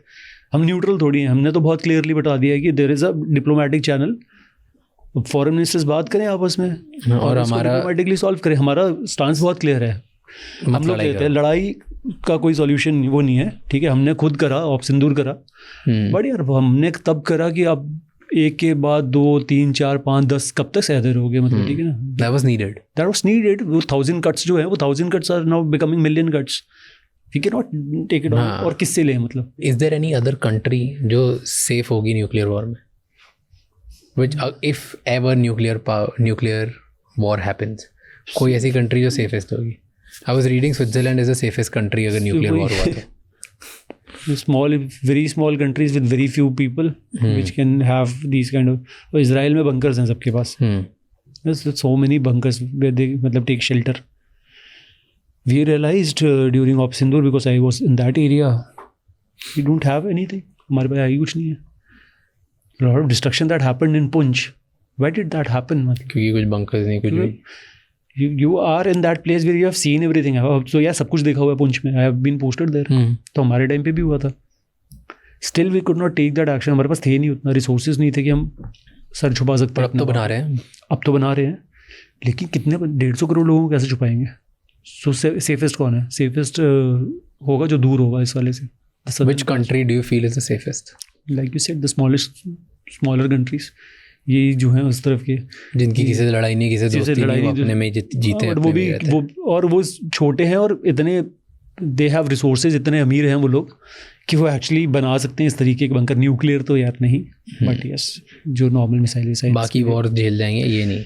न्यूक्लियर तो नहीं झेल पाएगा कोई भी. We were talking about India China as well अभी. तो इंडिया चाइना के बीच में वेपन्स और मिलिट्री माइंडसेट में क्या डिफरेंस है? वेपन्स में do you think we are at par with them और हम उनसे सुपीरियर है कि हम उनसे इन्फीरियर है? क्वालिटी वाइज कमेंट करना, इंडिया का वेपन्स में एक मेजर डिसएडवांटेज है कि मैन्युफैक्चरिंग हमारी कम है, बहुत कम है. उनका मैन्युफैक्चरिंग बहुत ज़्यादा है. So the number of platforms that they have वो बहुत मैसिव है. ओके. हम लोग मैन्युफैक्चरिंग में भी काफ़ी पीछे हैं उनसे. क्वालिटी इज वेयर, मतलब हम लोग उनके एट पार हो जाते हैं. Whatever that we end up producing is good. Okay. So but we have gotten it from other countries. Na? हम one of the biggest importers of weapons in the world. That's just come with a major उसका एक issue है कि import करने का कि आप dependent हो दूसरे के ऊपर हमेशा. अगर उस दिन लड़ाई में अगर वो सिस्टम नहीं चला उसने और नहीं दिया, वो स्पेयर नहीं पहुंचा, it is not going to have system. S-400 के साथ मिसाइल्स भी तो चाहिए. अब अगर मेरी मिसाइल्स खत्म होने लगी, अब इनका आयरन डोम की मिसाइल्स खत्म होने लगी, न्यूज़ में आ रहा है. अब इनको मिसाइल्स की अगर मैन्युफैक्चरिंग इनकी अपनी नहीं है तो इनको कहीं से फिर इंपोर्ट करनी पड़ेगी. अगर उस दिन वो ना इंपोर्ट करे, ना मिले उसको उस देश से, और किसी तरह से वो रूट ब्लॉक हो जाए या वो देश पीछे पलट जाए, वो देश दोस्ती करने से बंद कर दे, आप डिपेंडेंट हो किसी के ऊपर. इसलिए मैन्युफैक्चरिंग, डिफेंस मैन्युफैक्चरिंग पे if the chief emphasises so much and if the air force chief he comes up and he takes a name and वो नाम ही लेके बोल देते हैं कि यार Hull has not been supplying us and it is there are so many delays that are happening. So एक frustration दिख जाता है क्लियर कट कि हम मैन्युफैक्चरिंग में पीछे हैं थोड़ा सा. We have to work on manufacturing. तो गैप प्लग करना बहुत ज़रूरी है. सो इम्पॉर्टेंट है, मतलब लोगों को खासकर जो जैसे मेरे जैसे भी जो हैं जो डिफेंस बैकग्राउंड से आते हैं, we have to plug that gap और बताना पड़ेगा इंडस्ट्री को कि यार ये रिक्वायरमेंट है, यार इसको बनाओ. एंड डिफेंस मैन्युफैक्चरिंग इंक्रीज करनी पड़ेगी, डिफेंस मैन्युफैक्चरिंग को, और उनको भी डिफेंस मैन्युफैक्चरर्स को समझाना पड़ेगा कि चाहिए क्या यार, एक्चुअली बनाना क्या तुमने. इंडिया का भी मतलब वेपन एक्सपोर्ट बहुत बढ़िया after operation Sindoor, because people saw. जैसे मतलब एग्जांपल में BrahMos, what fantastic performance. Bahawalpur hit कर रहे हैं यार, 100 किलोमीटर अंदर जाके हिट कर रहे हैं. मतलब it has penetrated all the radars. तो भाई चाइना के रडार फेल हो गए, तो रडार क्यों भी खरीदें. एक्सीलेंट डेमो था पूरी दुनिया के लिए. तो कितने ऑर्डर्स आए इंडिया को? बिल्कुल खतरनाक. 50,000 वर्थ ऑफ सिस्टम की बात कर रहा हूँ, पता नहीं कितने crore. 50,000 crore worth of immediate, much more than that. हाँ, तब वो तो उस टाइम का था. अभी तक तो अब कितना नहीं आया जो हमारा जो एडवांस एयरक्राफ्ट बन रहा है. लेट इट गेट रेडी एक बार, फिर क्योंकि वो तो है बनाते बहुत सही है, क्वालिटी बनाते हैं. मैन्युफैक्चरिंग थोड़ी कम है तो क्वांटिटी नहीं इतनी जल्दी नहीं बनती है, क्वांटिटी का इशू आ रहा है. जो बनाते हैं वो बनाते हैं, सॉलिड बनाते हैं. ब्रह्मोस यार एग्जांपल है, मज़ा आता है ब्रह्मोस के बारे में. परफॉर्मेंस ग्राउंड पे देखिए यार, परफॉर्मेंस मज़ा तो आया. एंड चाइना की मिलिट्री वीकनेस क्या है? चाइना मिलिट्री वीकनेस है कि China is not fighting for their country. PLA, people's liberation army, China की आर्मी नहीं है, वो कम्युनिस्ट पार्टी की आर्मी है. तो वो चाइना के लिए नहीं लड़ते हैं. वो PLA जो है वो कम्युनिस्ट पार्टी के लिए लड़ाई लड़ती है. तो अब जब पार्टी के लिए लड़ाई लड़ रहे हो और हम लोग we belong to the union of India. मैं अपनी जान सिर्फ अपने देश के लिए दे रहा हूँ. मेरे को नहीं पता मेरे पीछे पॉलिटिकल मास्टर के लिए जान नहीं दी जा रही है. ठीक है, we are a democratic country, तो हम उन्हीं के ऑर्डर पे काम करेंगे. जो इलेक्टेड गवर्नमेंट होगी हमेशा उनके ऑर्डर पे ही काम करेंगे. बट जो मेरा थॉट प्रोसेस, जो मेरा दिमाग है, it is only nation first वाले पे चल रहा है. मैं देश के लिए लड़ता हूँ जब भी लड़ता हूँ. तो आई fight for the union of India. मैं कंट्री के लड़ता हूँ, वो पार्टी के लड़ता है. तो वो मेरे मोटिवेशन लेवल को कभी मैच ही नहीं कर सकता. मैं हाथों से भी जीत सकता हूँ. मैं तब तक लड़ूंगा जब तक मैं मर ना जाऊँ. वो उसी टाइम भाग जाएगा जिस टाइम पे उसके पैसे बंद हो जाएंगे, उसकी तनख्वाह बंद हो जाएगी, उसका वेपन नहीं चलेगा. मैं वापस नहीं आ सकता. I am never going to come back from a fight. But बताओ, जैसे अगर ये बॉम्ब डिफ्यूज़र की एक पोजीशन होती है, तो हाउ डज इट वर्क? आपको प्रैक्टिस कराते हैं पहले? क्या करवाते हैं कि ऐसा देखो, कोई ऐसा इक्विपमेंट नहीं है जो 100% ये गारंटी कर सके कि जान बच जाएगी इसमें। बॉम्ब सूट बनता किससे? अलग मटेरियल होता है उसका। क्या मटेरियल होता है? पॉलीएथिलीन होती है, सिरामिक्स होते हैं, उसको ज्वाइन करके बनाया जाता है, मटेरियल बनाया जाता है। It has got a certain level of protection. तो नेशनल इंस्टीट्यूट ऑफ जस्टिस जो बताता है, लेवल्स बताता है 1 2 3 4 करके, तो उसका एक होता है वो जनरली NIJ लेवल 3+ का सूट होता है, weighs around 30-35 kgs, tries to protect you from the initial blast, और वाइटल ऑर्गन्स बचाने होते हैं कभी भी। बुलेट प्रूफिंग का जब भी जिक्र होगा आपका, तो हमेशा ये होगा कि बुलेट इंजरीज और ब्लास्ट इंजरीज आपको वाइटल ऑर्गन्स ही बचाने अपने, बाकी तो इंजरीज के लिए तो आपको रेडी रहना पड़ेगा। तो बॉम्ब प्रूफ तो नहीं होगा वो? प्रूफ तो नहीं है, राइट? 100% प्रूफ, 100% प्रूफ नहीं है। Terminology is proof only actually. अच्छा, बट 100% नहीं है। 100 नहीं है। बट जैसे अगर वो कितने रेडिएशन का बॉम्ब में कितना बड़ा बॉम्ब सह सकता है? देखो बॉम्ब का क्या होता है, बॉम्ब छोटे से छोटा बॉम्ब लोगे, ठीक है, if we are talking about NMM14 mine जो इतनी सी होती है, और if we are talking about nuclear bomb की बात कर रहे हैं, तो एनाटॉमी कोई चेंज नहीं होने वाली है। There are certain fixed parts जो सब में होते हैं। वो मिसाइल्स में भी वही है, वो आर्टी के शेल्स में भी वही है, वो माइंस में वही है। There is going to be a fuse, there is going to be a detonator, there going to be explosives, जिसको मेन एक्सप्लोसिव बोलते हैं, और इसको एक केसिंग के अंदर बंद करना है। ये एक बेसिक एनाटॉमी है, इसमें कोई चेंज नहीं आएगा कभी भी। चेंज सारे बॉम्ब ऐसे ही बनते हैं, सब यही बनते हैं, ये बेसिक है इसका। अब इसको आप इन्हांस कर सकते हो, आप फ्यूज का साइज़ या एक्सप्लोसिव्स का साइज़ बढ़ा दिया, फ्यूज़ का आपने टेक्नोलॉजी इंप्रूव कर दी, आपने डेटोनेटर की टेक्नोलॉजी इंप्रूव कर दी, आपने साइज़ बड़ा कर दिया। ये सब चीज़ें आप चेंज करते रहोगे उसमें से। कितना आप फ्रेगमेंट्स डाल रहे हो उसके अंदर, शार्पनल्स कितने डाल रहे हो उसके अंदर, एक्स्ट्रा डाल दिए, आपने उसको कोई पावर सोर्स दे दिया। जैसे मिसाइल है, बेसिक फंडा यही है, but then you have to take missile from one place A to place B, तो ऑब्वियसली कोई पावर का एक सोर्स चाहिए उसको लेके जाए। अगर ग्रेनेड है उसमें कोई पावर सोर्स नहीं है, तो उसको हाथ से फेंक रहे हैं। बेसिकली मेरा हाथ का स्ट्रेंथ जो है वो पावर सोर्स है, मैं उसको ज़ोर से फेंकता हूँ, वो 20-30 मीटर जितना भी आगे जाता है, जितना मैं फेंक सकता हूँ। बट अब जैसे है ना, राज कैन थ्रो इट 50 मीटर्स, मेरे से 20 मीटर फेंका जा रहा है, तो वो उसका पावर सोर्स है। बट अंदर की एनाटॉमी सेम है। एक उसमें फ्यूज़ है, फ्यूज़ डिसाइड कर रहा है बेसिकली, जो उसको दे रहा है इनिशियल वाला, कि टाइमर टाइप है कि फटेगा कब ये और कैसे फटेगा।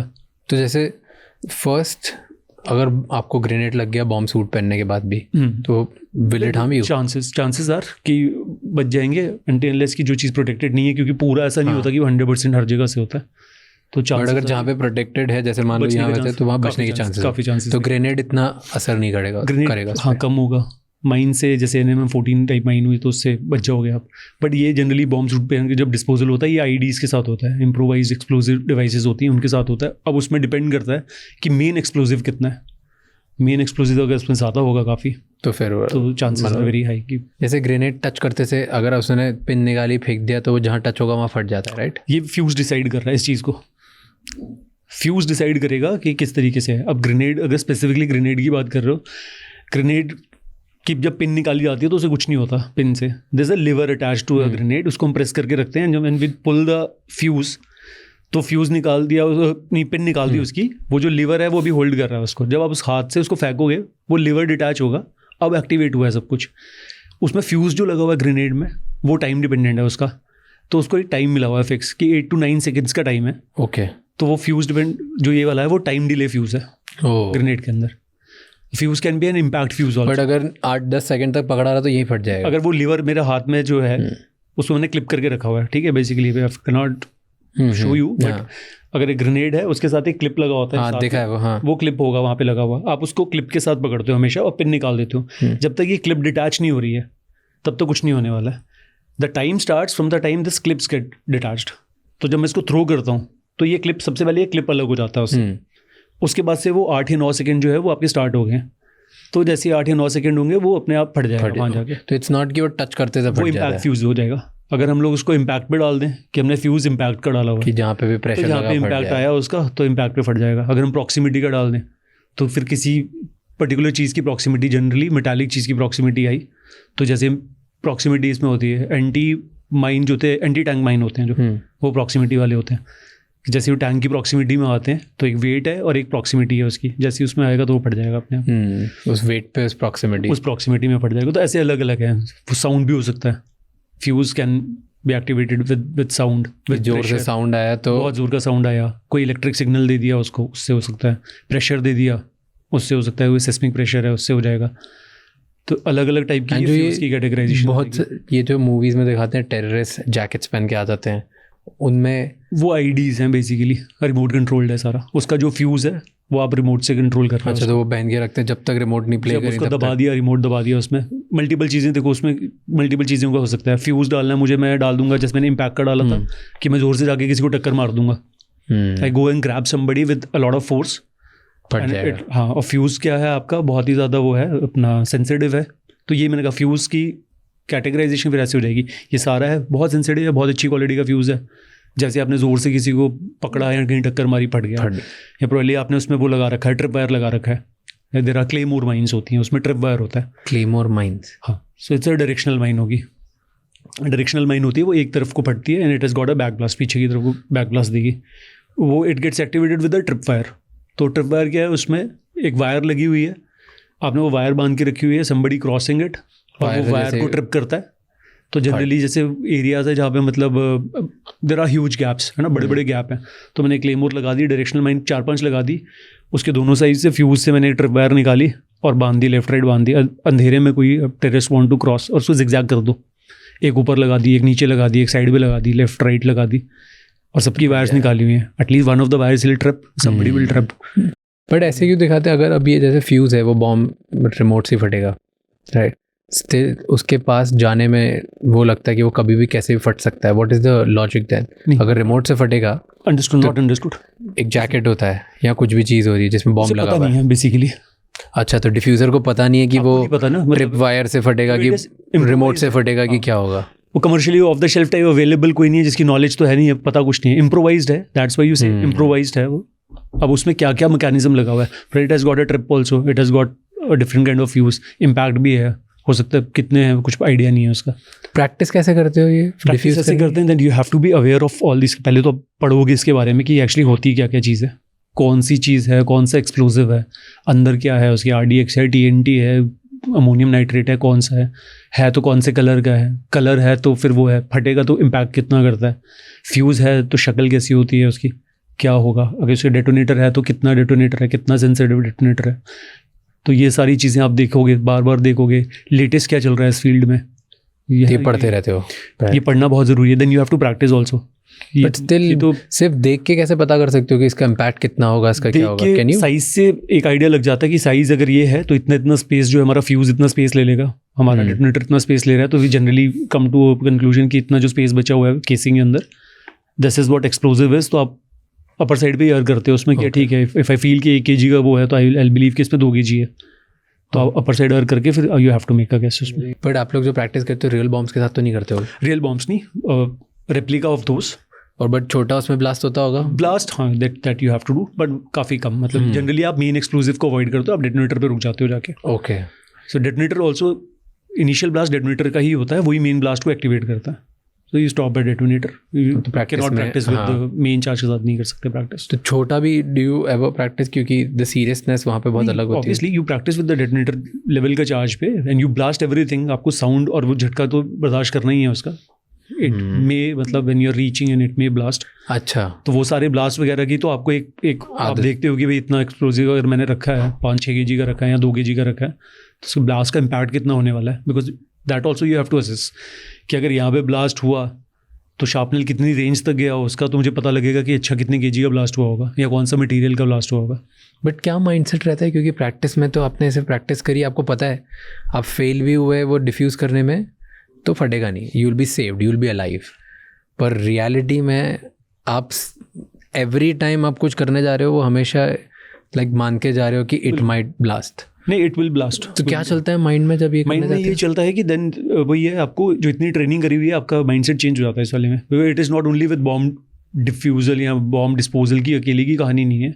Anybody who is wearing a uniform and is operating somewhere, ठीक है, अभी जो अगर हम लोग बात कर लें जो इस टाइम पे खड़े होंगे यहाँ पे LC वगैरह पे, and there is no operation happening right now, कुछ नहीं हो रहा, but there are non conventional operations, तो कुछ ना कुछ हो ही रहे होंगे।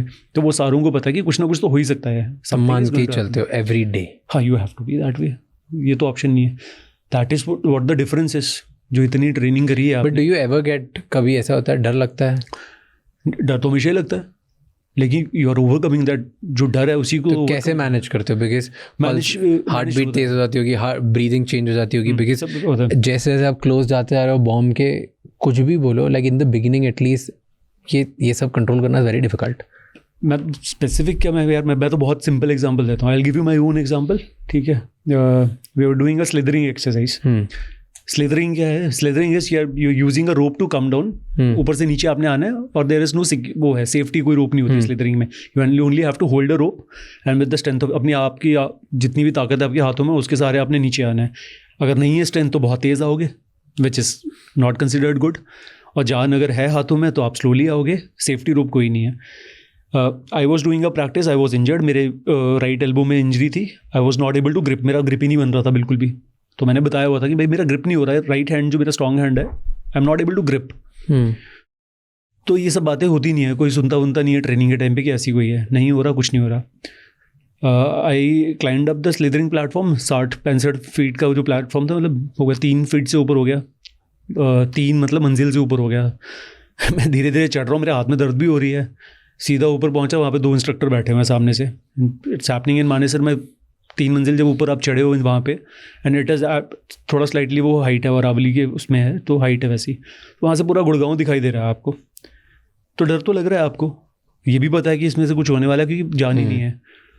वो आपको सीधे मजाक करेंगे, पम्प करेंगे। तो मैं सीनियर था, मुझे बता दिया उन्होंने, अच्छा सीनियर साहब थोड़े दिन बाद वो देखो सामने साइबर हब दिख रहा है, वहीं पार्टी करोगे थोड़े दिन बाद, पर अभी जंप करो। By the time I could tell them कि भाई इंजरी है, तब तक तो मुझे बता दी उन्होंने। You can not look back and से कि नहीं ये वो है।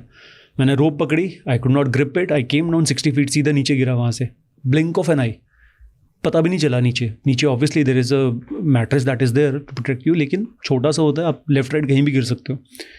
आई लकीली हैड दैट सेंसेस, वही ट्रेनिंग की बात है कि I could roll and protect myself. But वहाँ पे आपको 1 सेकंड भी नहीं मिलता। मैं बाय द टाइम मैं नीचे गिरा, वहाँ पे 2 और इंस्ट्रक्टर खड़े थे, उन्होंने स्टार्ट कर दी बेइज्जती कि अरे साहब ये कैसा जंप है आपका, चलो वापस। Within next 30 seconds you are on top of that platform once again and you jumping again. तो माइंडसेट वही है आपका, आपको पता है। तो you have trained for that. Training actually यही जब हम कहते हैं अकेडमी ट्रेनिंग, जो लंबी ट्रेनिंग्स होती हैं, that is for this purpose only. आप लोगों के पास बॉम्ब डिटेक्टर भी होता है? We have got multiple equipment. आजकल तो काफ़ी आ गए हैं, ठीक है, आजकल काफ़ी हैं। जैसे वेपर वाला भी आता है, जैसे ना वेपर डिटेक्टर्स आते हैं, इट डिटेक्ट्स द वेपर, मतलब जो हवा में जो उस टाइम पे है उसको डिटेक्ट कर देता है। Then you use 3D cameras to actually पूरा जो सीन अपने रिक्रिएट करना है, वो भी आप करते हो। वेपर डिटेक्टर मतलब जब बॉम्ब ब्लास्ट होता है, देयर आर वेपर्स, मतलब जो हवा में आपके जो हैं फ्यूम्स जो होते हैं, वो फ्यूम्स को कैप्चर करता है, और फ्यूम से वो आपको मटीरियल बता देता है कि जो ब्लास्ट हुआ था, which kind of material was used in that blast. But जैसे कहीं पे इन्फॉर्मेशन आती है कि प्रॉब्ली यहाँ पे बॉम्ब है, एंड देन वो मेटल डिटेक्टर होता है, क्या डिटेक्ट करते जाते सब कुछ करते हैं, अलग अलग चीज़ें। मेटल डिटेक्ट करता है। Every bomb has got a metal part in it. तो आप जनरली ढूंढ रहे हैं उसको, जैसे माइंस वगैरह को ढूंढ रहे हैं, तो आप ढूंढते हैं कि कोई मेटालिक पार्ट मिल जाए, आपको एक जनरल आइडिया मिल जाए वहाँ से, and based on the intensity of the sound, तो एक आइडिया वहाँ से मेटल डिटेक्टर से लग जाता है। फिर आपके माइन डिटेक्टर्स आते हैं, ठीक है, डीप सर्च मेटल डिटेक्टर आते हैं कि ज़मीन के नीचे कुछ दबा हुआ है, डीप सर्च है, ये कि आपको कुछ मिल जाए, वहाँ से मिल जाए।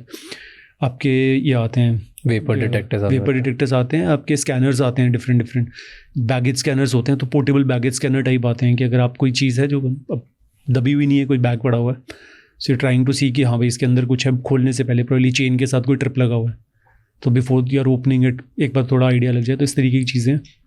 Plus we have rovers and all, वो भी थोड़ा बहुत रोवर्स मतलब ऑटोमेटिक जो हमारी डिवाइसेस वगैरह हैं, आपने देखो छोटी छोटी कार्स वगैरह होती हैं, that kind of devices we are using. अब तो काफ़ी आ गया, म्यूल्स वगैरह, डॉग्स वगैरह, स्निफर डॉग्स तो जैसे वो हो गए, वैसे ही आपने डॉग्स देखोगे IPL में यूज़ कर रहे हैं डॉग्स वगैरह। So they are also trained on AI and given certain data, और बेस्ड ऑन दैट है ना, AI और ML पे उनको दिया हुआ है, मशीन लर्निंग कराई हुई है कि ये चीज़ें होती हैं, तो ये ढूंढो, स्पॉट करो, स्पॉट भी कर सकते हैं। तो ये रोबोटिक डॉग्स को यूज़ कर रहे हैं, वो भी यूज़ हो रहा है। तो जैसे कहीं पे आपको मान लो कोई सस्पिशियस प्रोडक्ट, वो बैग मिल गया, देयर आर चांसेस कि उसमें बॉम्ब होगा, तो क्या प्रोसेस होती है? What is your modus operandi? Standing operating procedure है।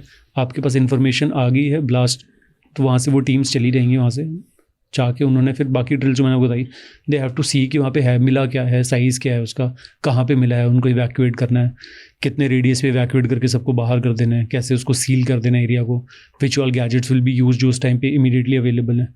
तो वो प्रायोरिटी के हिसाब से सबसे पहली प्रायोरिटी होगी कि एरिया खाली कराना है वहाँ से, तो वो तो लोकल पुलिस वगैरह वो खुद ही करा देगी कि जितना पीछे करा सकते हैं करा दो। उसको सिक्योर करना, उसके बाद फिर आके तो ये ड्रिल है कि भाई चेक करना कि है क्या, क्या साइज़ है, कौन सा है, ट्राई टू आइडेंटिफाई कि और कितना है, चेन में तो नहीं है, एक ही है कि मल्टीपल है, और अगर ब्लास्ट हो गया है then the analysis will start. And जब अगर ब्लास्ट होता है, ग्रेनेड अगर फटता है तो होता क्या है? 5 से 10 मीटर का उसका एक किलिंग रेडियस है।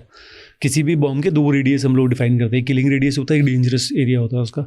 किलिंग रेडियस है इसके, उसके अंदर अगर कोई आ गया, मतलब ग्रेनेड का अगर 5 मीटर का वो है रेडियस है, अगर आप उसके 5 मीटर के रेडियस में है तो वो फटेगा। उसके अंदर शार्पनल्स वगैरह होते हैं। शार्पनल्स कोई भी चीज़, मतलब कोई भी पैनी चीज़, लोहे के पीस, बॉल्स, जो हमारे साइकिल में जो बॉल्स नहीं पड़ते चेन में, छर्रे जो होते हैं, वो छर्रे हैं, रफ एजेस वाले छर्रे हो गए, या इस तरीके की कोई भी चीज़ें डाल दी कि जब ब्लास्ट और वो स्पीड में जाए, मतलब it is going to, fragments होंगे अंदर पड़े हुए तो वो लगे हैं, और उससे तो 5 मीटर के अंदर में वो इतनी स्पीड इतनी ज़्यादा होगी उन फ्रैगमेंट्स की, तो it is going to give you a fatal injury.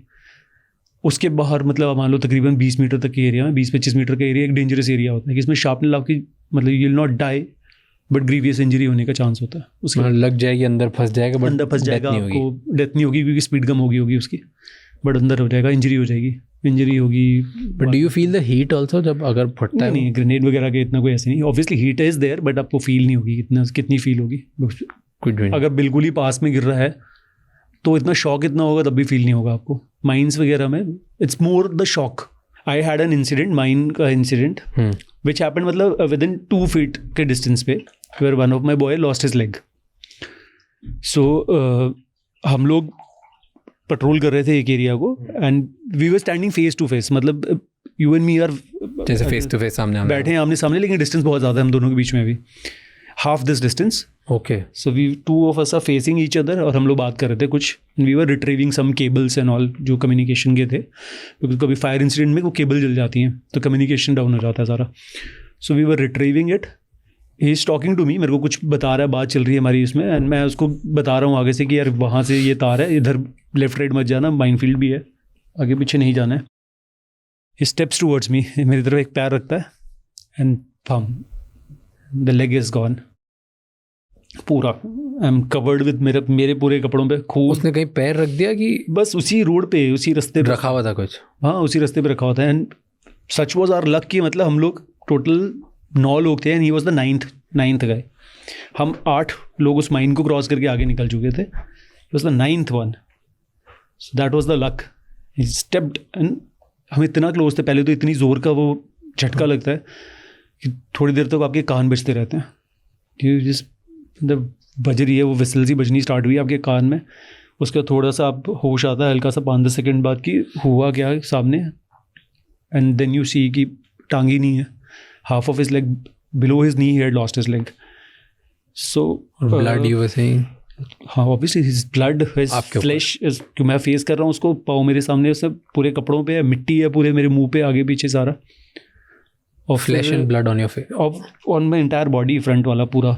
और मैंने एकदम से देखा उसका, and I saw his Shin bone shattered and opened up completely, खुली पड़ी है, एंड पूरा जो बारूद है उसका, मिट्टी है, दैट इज गॉन, मतलब field his complete this bone, जो ये शिन वाला जो पूरा बोन है उसका खुला पड़ा है ऐसे लकड़ी की तरह, अंदर पूरी मिट्टी भरी पड़ी है उसके। And I picked him up, तो आई वाज मोर वरीड कि अब गिरा नीचे की तरफ तो और पता नहीं कितनी माइंस है। आई डोंट वांट कि कोई माइन अब पेट पे या उस पर, क्योंकि वो लेट गया नीचे, कहीं इस तरह फटे एंड फेटल ना कुछ इंजरी हो जाए।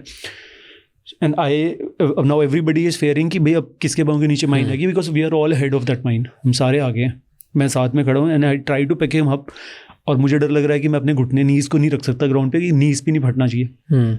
आई may lose my leg below the knee which is still acceptable, लेकिन नी एंड अबव फिर बहुत ही ज़्यादा ग्रीवियस इंजरी हो जाती है, तो पूरी टांगी आप losing your entire leg.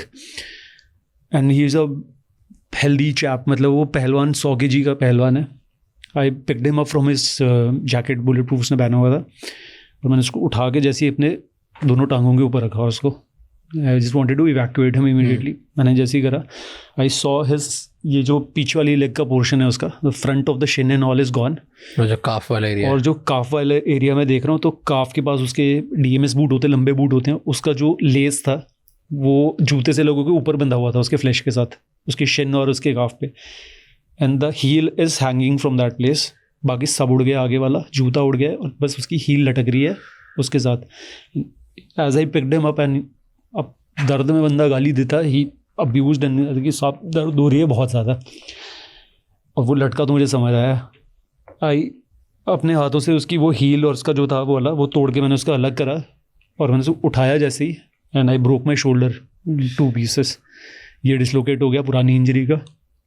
I picked him up, और फिर मैंने थोड़ी देर सोचा 5-6 सेकंड कि अब चलना तो है यहाँ से, and then you just remember God कि अभी अब माइन ना फटे, कोई पाँव के नीचे फटे तो मतलब इस तरीके से फटे कि पूरी लात ना जाए।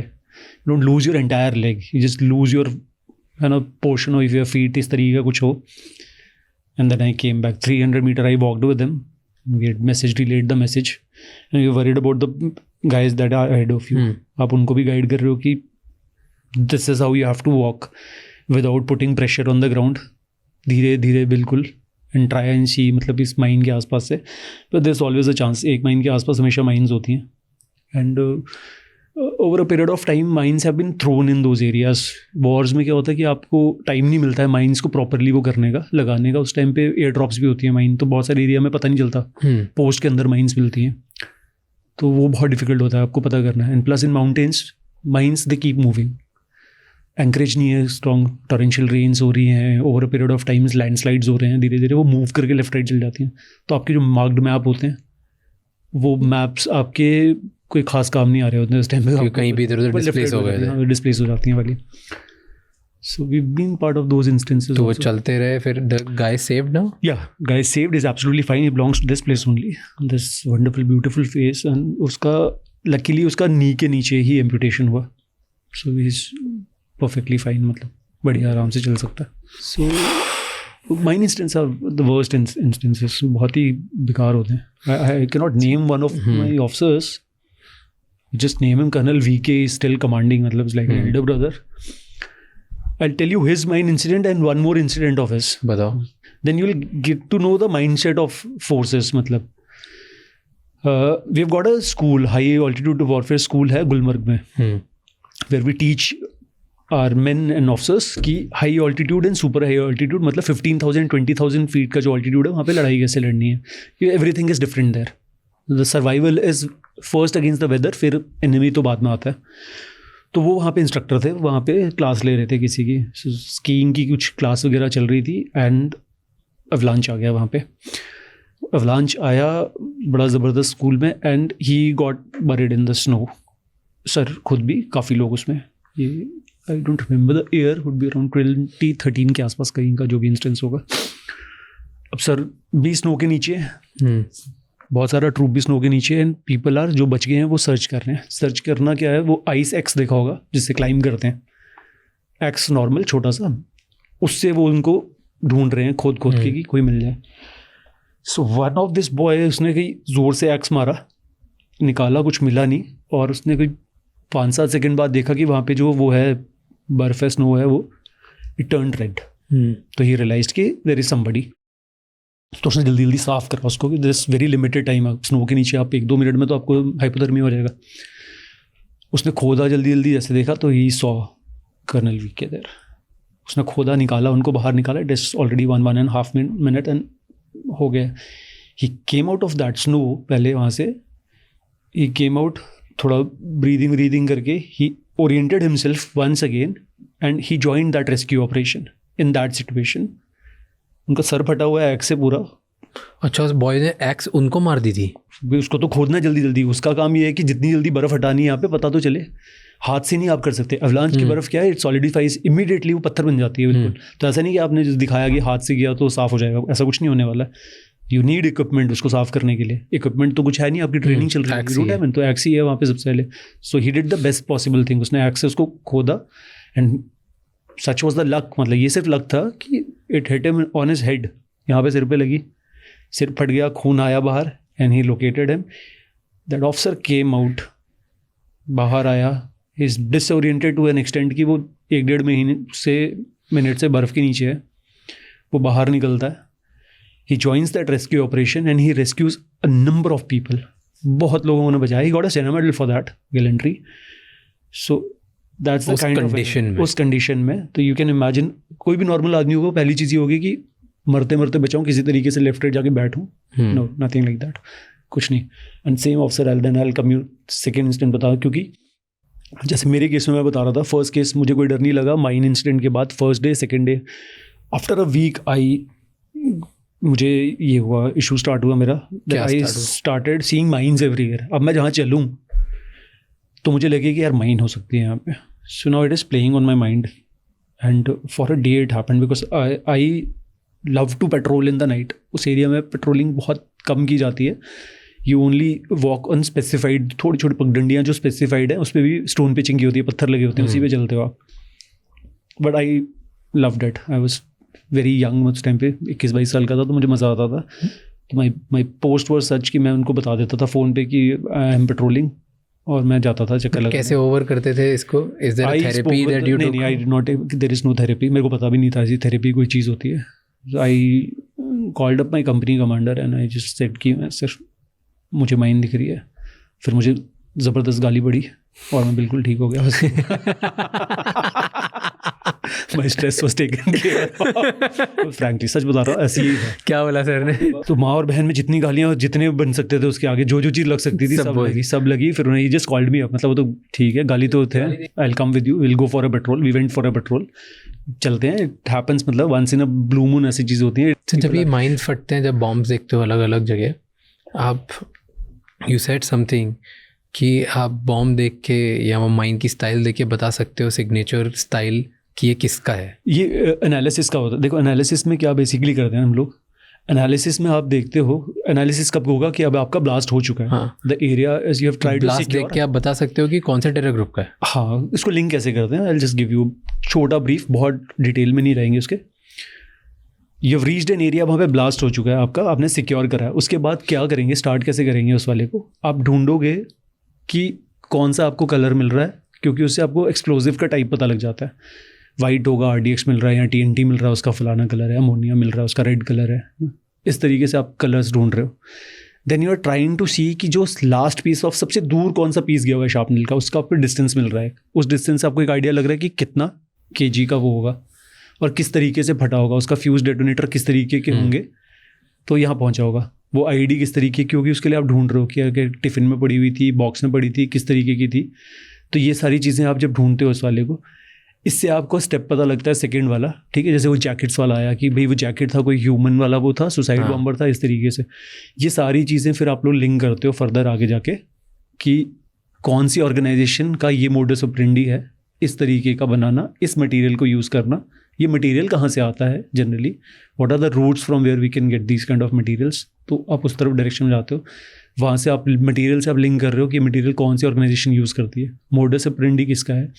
और टेररिस्ट ऑर्गेनाइजेशन कुछ होंगे, अब इसमें LET generally is into stand of fire. Stand of है मतलब वो आप पे फायर करेगा आपकी पोस्ट वगैरह पे, इस तरीके से। जैश का एक तरीका होगा कि वो सुसाइड बॉम्बिंग करता है, हिजबुल का तरीका होगा कि वो IDs लगाता है। तो इस तरीके से हम जस्ट रैंडमली सेइंग, ऐसे नहीं कुछ इन्फो में नहीं। तो अलग अलग जगह पे अलग अलग नक्सलाइट्स अलग टाइप का करेंगे। नक्सलाइट का एक स्पेसिफिक तरीका है कि वो किस तरीके की IDs लगाते हैं, कहाँ पे लगाते हैं, पेड़ों में लगा रहे हैं, गड्ढों में लगा रहे हैं। ये स्टडी अबाउट इट, ठीक है। This are random things that I am telling you. Details में अंदर जो ऑर्गेनाइजेशंस हैं बहुत सारी हैं, वो करती हैं अपना काम। So they have all the details with them. Iran की स्ट्रेंथ बताओ एक। मिसाइल्स बहुत मिसाइल्स बहुत है, डिसाइड कर लिया उन्होंने तो। और दूसरी चीज़ ये भी है ना कि they can start engaging other people with missiles. जब उनको लगेगा इजराइल का कुछ नहीं हो रहा हमसे, हम US को टारगेट नहीं कर सकते, they start targeting the oil reserves of other nations जो लेफ्ट राइट वाले नहीं है। क्यों? ऐसे ही बढ़ाने के लिए war, that's give them the leverage मिलती है ना उससे, they start hitting other nations. That's their strength. उनकी वीकनेस क्या है? वीकनेस ये है कि उनके पास 1 they are not nuclear, 2 they are very small, so and 3 they don't have allies strong. Russia बोल सकता कर नहीं सकता। Russia has burnt his hand, उसने जलाए अपने हाथ। कहाँ? सीरिया में। सीरिया में उसने बहुत पैसा लगाया रशिया ने, मिलिट्री इंटरवेंशन करा इतनी दूर अपने घर से मिलिट्री इंटरवेंशन करा। ये असाद वाले टाइम पे उसने मिलिट्री इंटरवेंशन करा, मिलिट्री पावर दिखाने के लिए कि यार हम भी डिसीजन मेकर्स हैं वर्ल्ड के। लेकिन फाइनली क्या हुआ, अभी 2024 में हुई क्या, तख्ता पलट हो गया है ना। He had to run, got killed, जो भी हुआ उसका। So when Russia is engaged with Ukraine, Russia knows कि हम तो वहाँ पे 2 साइड पे वॉर लड़ना नहीं लड़ सकता। 2 फ्रंट पे वॉर कोई भी नहीं लड़ना चाहता है। नोबडी वांट्स की मतलब इतना स्ट्रेस, मतलब इतना ना करना नहीं है अपने आप को कि आपकी एक्सेस इतने प्रोलॉन्ग हो जाए, क्योंकि उसमें बहुत लॉस होता है। Tell me strength of Israel. Israel की स्ट्रेंथ इज द मेंटालिटी है they have, they are all warriors, survivor. हम सर्वाइवल के लिए लड़ते हैं। और इंडिविजुअली मतलब एज अ नेशन तो चलो ठीक है, everybody has combat experience. And tell me Israel की वीकनेस। इसराइल की वीकनेस इज दैट इसराइल बहुत ही ना ऐसे वो है, अपना उसकी जो जियोग्राफी है ना वो बड़ी ख़राब है उसकी, उसके आसपास सारे ही हॉस्टाइल हैं, ही सराउंडेड बाई हॉस्टाइल नेशन, सारे एनिमीज हैं उसके आसपास। हमारा क्लोज वो नहीं है, मतलब जो पास में कम से एक दोस्त हो ना, या फिर न्यूट्रल नेशंस हो जाए बिल्कुल ही ऐसे जो एटलीस्ट जल्दी बीच में आ जाए। जो न्यूट्रल भी है ना वो हार्ट एंड हार्ट अगेंस्ट ही है, मतलब उसके बहुत लोग सिमिलैरिटी ड्रॉ करते हैं इंडिया और इजराइल में, कि इजराइल जैसे ज्यूज़ के लिए इकलौता नेशन है, वैसे ही इंडिया में भी एक इकलौता नेशन है। देन हिंदूज के लिए इंडिया बड़ा है बहुत, हाँ साइज वाइज बहुत बड़ा है इंडिया हिंदूज के लिए इकलौता नेशन है, that's what they all talk about. Then वैसे बोलते हैं कि आसपास सारे उसके भी एनिमीज हैं, ये हमारे आसपास भी तकरीबन ऐसे ही है। बट मैं वही थोड़ा सा डिफरेंस है उसके, एक्चुअली सारे हॉस्टाइल हैं। हमारे यहाँ पे सारे हॉस्टाइल नहीं है, कि श्रीलंका से दोस्त है थोड़ा हमारा, श्रीलंका थोड़ा दोस्त है, बांग्लादेश से में कोई ख़ास फ़र्क नहीं पड़ता, ठीक है। जब हम बोल नहीं रहे कुछ जिस दिन बोलेंगे तो हम चुप करा देंगे उसको कि ठीक है, we can ensure that. Pakistan, China, Bhutan, Nepal, छोटे छोटे जो है। चाइना की बहुत बात करते हैं, चाइना और हमारे बीच में गैप है बहुत बड़ा, बहुत बड़ा तिब्बत है बीच में, इतना आसानी से चाइना में इंगेज नहीं कर सकता, तो और ना हम उसको इंगेज वैसे करते हैं। हमारी लड़ाई दूसरी है, पाकिस्तान से हमारा वो है, तो पाकिस्तान को ये तो थोड़ा सा हमारा वो है, एंड प्लस हमारा बहुत बड़ा साइज है। हमारा वो एग्जिस्टेंशियल थ्रेट जो है ना वो नहीं है कि एकदम से हम खत्म हो जाएंगे किसी। इजराइल का एग्जिस्टेंशियल उसका बहुत वो है, इट्स अ वेरी स्मॉल, वो तो सिटी के बराबर है यार हमारी, उसका वो बहुत थ्रेट है कि किसी दिन कुछ अगर ऐसा हो गया। बट वहाँ से वो इतने साल तक सर्वाइव करके लड़ रहा है यार, like that's uncommendable. They are in so many technologies, वो बहुत अहेड है। कितने स्टार्टअप्स है जो वहाँ से आए, कितने नोबेल प्राइज विनर्स है जो वहाँ से आए, लाइक ड्रोन्स, मतलब because we work in the industry, so we are into defence and all, उसके प्रोक्योरमेंट में, तो we speak to different people embassies वगैरह में भी to see the technologies that they have. Looking at the drones and the AI capabilities उस drones की, astonished यार, ज़बरदस्त, मतलब मज़ा आ गया था। The look and feel of it and the efficiency जो उसकी थी, प्रिसिशन के लिए they known anyway in the world for everything. Lovely, like उनकी फार्मिंग से लेके डिफेंस टेक्नोलॉजी सब में प्रिसिशन उनका बहुत स्ट्रॉन्ग। इजराइल में लड़ाई चल रही है, there are people who are settled in so many different parts of the world, वो यहाँ से टिकटें करा करा के इजराइल जा रहे हैं वापस, किया मेरे देश में लड़ाई हो रही है, मुझे लड़ना है फ्रंट पे। जब ये गाज़ा वाला हुआ, पीपल हैव गॉन बैक, यार मैं इंडिया में, हिमाचल में, कसोल में बैठे हुए हैं यार, मज़े कर रहे हैं। The life that they have in Kasol, Himachal is beyond peaceful. यहाँ से टिकटें करा के अपने देश जाना, इनरोल कराना, क्या लड़के क्या लड़कियाँ, इनरोल करना, और वहाँ पे तो सबको वेपन्स मिल रहे हैं, और फिर फ्रंट पे जाके लड़ाई लड़नी। You need heart, heavy heart, भयंकर दिल चाहिए इसके लिए। छुट्टी से रिकॉल हो जाएगा फौजी बंदा ना, मैं फौजी बंदे की बात कर रहा हूँ, खुद फौजी होके एक बार को वो भी सोचता है यार tough. Which is the most dangerous border? Dangerous कुछ ना बड़े वो हैं, जैसे ना कुछ सेक्टर्स हैं, पुंछ के, कुछ उड़ी के, ये सारे सेक्टर्स हैं, ये यहाँ पे local seize fire violation points हैं। यहाँ पे ना ज़्यादा रिपोर्टिंग नहीं होती है, ये मारते रहते हैं एक दूसरे को, दिन रात फायरिंग करते रहते हैं। क्या होता है tactical driving? Tactical driving is you see cavalcades, VIP cavalcades moving, उनको बहुत सारी स्किल्स सिखाई जाती हैं। ऑफेंसिव ड्राइविंग होती है, डिफेंसिव ड्राइविंग होती है। सो डिफेंसिव ड्राइविंग इज कि आपने कैसे अपनी गाड़ी को बचाना है हर चीज़ से, लोगों से कैसे बचाना है, ब्लास्ट वगैरह से कैसे बचाना है, how do you have to keep your, जो VIP कार्स होती है प्रोटोकॉल उनमें सिखाते हैं, और प्रोटोकॉल्स के हिसाब से चलना कैसे, कौन कहाँ बैठेगा, कौन कहाँ से उतरेगा, एवरीथिंग इज डिसाइडेड। ऐसा नहीं है कि VIP कैन डिसाइड कि मैं आज मेरा मन कर रहा है मैं आज आगे बैठ जाऊँगा, आज पीछे बैठ जाऊँगा, तो एवरीथिंग इज डिसाइडेड। उस गाड़ी में कौन जा सकता है, कब शीशे नीचे होंगे ऊपर होंगे, ठीक है, कब कितनी स्पीड में चलना है, everything is decided, they are all. तो वो बहुत टाइम लगता है उसको सीखने में। This is part of defensive driving. Then offensive manoeuvres, आपने कि अटैक हो गया, अब बच के निकलना कैसे है, कोई रोड है, इस पर किसी ने तेल डाल दिया, कुछ हो गया, डिस्ट्रॉय कर दिया रोड को, कुछ भी इस तरीके का चीज़ हो गई है ना. सो all this kind of things वो आपने करना है कि फाइनली बचाना तो है. तो offensive, defensive and then evasive manoeuvres वगैरह सिखाएंगे आपको. वो जो आप देखते हो सारे जैसे बाइक्स पे वो व्हीलीज वगैरह जैसे होती हैं, वो गाड़ियों में भी होती है, वो किस तरीके से करना है. तो incidentally we did not have a instructor for that. कोई भी नहीं था उस टाइम पे. प्रैक्टिकल ड्राइविंग कोर्स का there was no officer instructor who was present. You need to have one officer who is to be qualified. Course चलाना है पूरा का पूरा, and that is done by a lot of VIPs. उसमें वैसे भी आते कौन है, पीएसओस या ड्राइवर्स आते हैं वीआईपीज के, और फ्रेंडली फॉरेन कंट्रीज से भी आते हैं सारे के सारे. श्रीलंकन आर्मी से आ रहे हैं या हमारे मालदीव से आ रहे हैं, इस तरीके से सारे आते हैं वहाँ पे. Not having an officer is not an option. So one course was specially made in between the schedule जो पूरा पैक्ड था कि ट्रेन हिम. तो ही इज़ देयर. ग्रुप्स होते हैं, जैसे एनएसजी ट्रेनिंग सेंटर है 7-8 ग्रुप्स हैं. तो my group had that responsibility tactical driving इनको चलाना. ठीक है. तो टैक्टिकल किसी को करना था तो मेरा नंबर आ गया उसमें कि टैक्टिकल ड्राइविंग करेंगे. अगर मैं सिविलियन हूँ, मुझे तो नहीं आती है सब टैक्टिकल ड्राइविंग, क्या होती है? 2-3 स्किल्स बता सकते हो? यू हैव सीन, मतलब अब कार गोइंग फुल स्पीड 100+ की स्पीड पे जा रही है and it has to change direction. So one of the cars तो जनरली देखोगे दिल टर्न द कंप्लीट अपना जितना भी उसका पूरा वो स्टीयरिंग घुमाएगा एकदम से. He'll pull the hand brake and the entire vehicle will turn. लेकिन टर्न करना चीज़ नहीं है इसमें. इशू क्या है कि आपको हैंड ब्रेक और ब्रेक को इस तरीके से दबाना है और स्टीयरिंग का इतना एंगल रखना है इस तरीके say that it should not topple.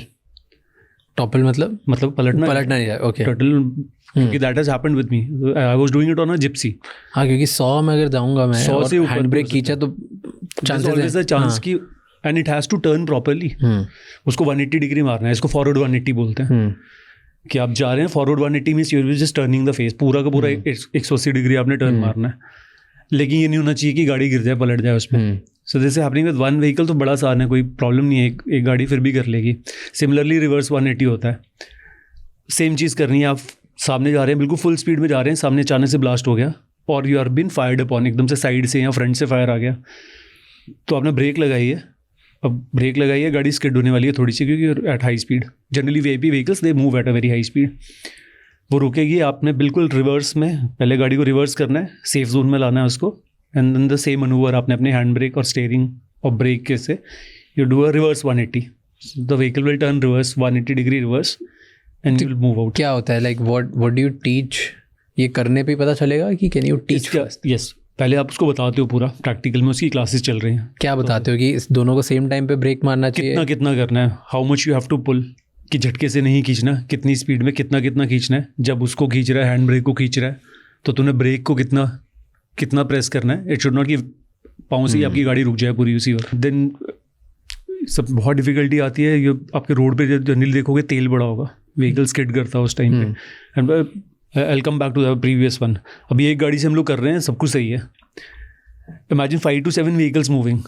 अब वो सब एक साथ ब्रेक मार रहे हैं और वो सब एक साथ उनको, अब वो रिवर्स 180 नहीं मार सकते. अब उसको कहते हैं यंकी टर्न मारते हैं वो. यंकी टर्न क्या होता है Yankee turn? All those vehicles they will brake and they will stand at an angle. तो सारे आप मान लो 45 डिग्रीज पे जाके एकदम से झटके से खड़े हो जाएंगे. Then they will reverse and then they will change the direction. Interesting. ठीक है, तो ये होगा. All the vehicles are moving, 5-7 vehicles are moving and आपके व्हीकल पे आया है, तो you will just change the direction of your vehicle and आपने वापस जाके फिर कैवलकेड में वापस मिलना भी है. एंड इट इज़ डिसाइडेड कि कौन सी गाड़ी कौन से नंबर पे है. Everything is decided. So the drivers are in touch with one another. वो रेडियो कम्युनिकेशन चल रहा है एंड दे आर अवेयर. वो सिग्नल कर देंगे उसको कि यार मैं फर्स्ट पे था, थर्ड पे हो चुका हूँ. सो वी हैव टू सी अ, है ना, अपॉर्चुनिटी देखनी है जहाँ पे हमें वापस अपनी जो है पोजीशंस वगैरह भी ठीक करनी है अपनी.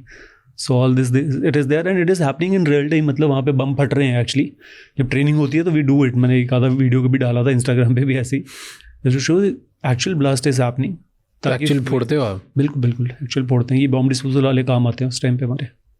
दे know how to. Well, thank you so much. Thank you sir, मज़ा आ गया आपसे बात करके। थैंक यू सो मच ये एपिसोड एंड तक देखने के लिए। अब आपको 3 चीज़ें करनी है। सबसे पहले इस चैनल को सब्सक्राइब कर लो, क्योंकि जितना आप सब्सक्राइब करोगे उतने ही बेहतर और वैल्यूएबल गेस्ट हम ला पाएंगे आपके लिए। नंबर 2, मुझे कमेंट्स में बताओ इस एपिसोड में आपको क्या अच्छा लगा और क्या गंदा लगा, ताकि हम वो मिस्टेक्स रिपीट ना कर पाए। एंड कौन से ऐसे गेस्ट हैं जो आप देखना चाहते हो वापस हमारे पॉडकास्ट पे, ताकि हम उन्हें लेके आएँ और आपको ज़्यादा से ज़्यादा वैल्यू दे पाएँ। एंड नंबर 3, ये एपिसोड किसी एक इंसान के साथ ज़रूर शेयर करना, क्योंकि one conversation can change someone's life. I'll see you next time. Until then, keep figuring out.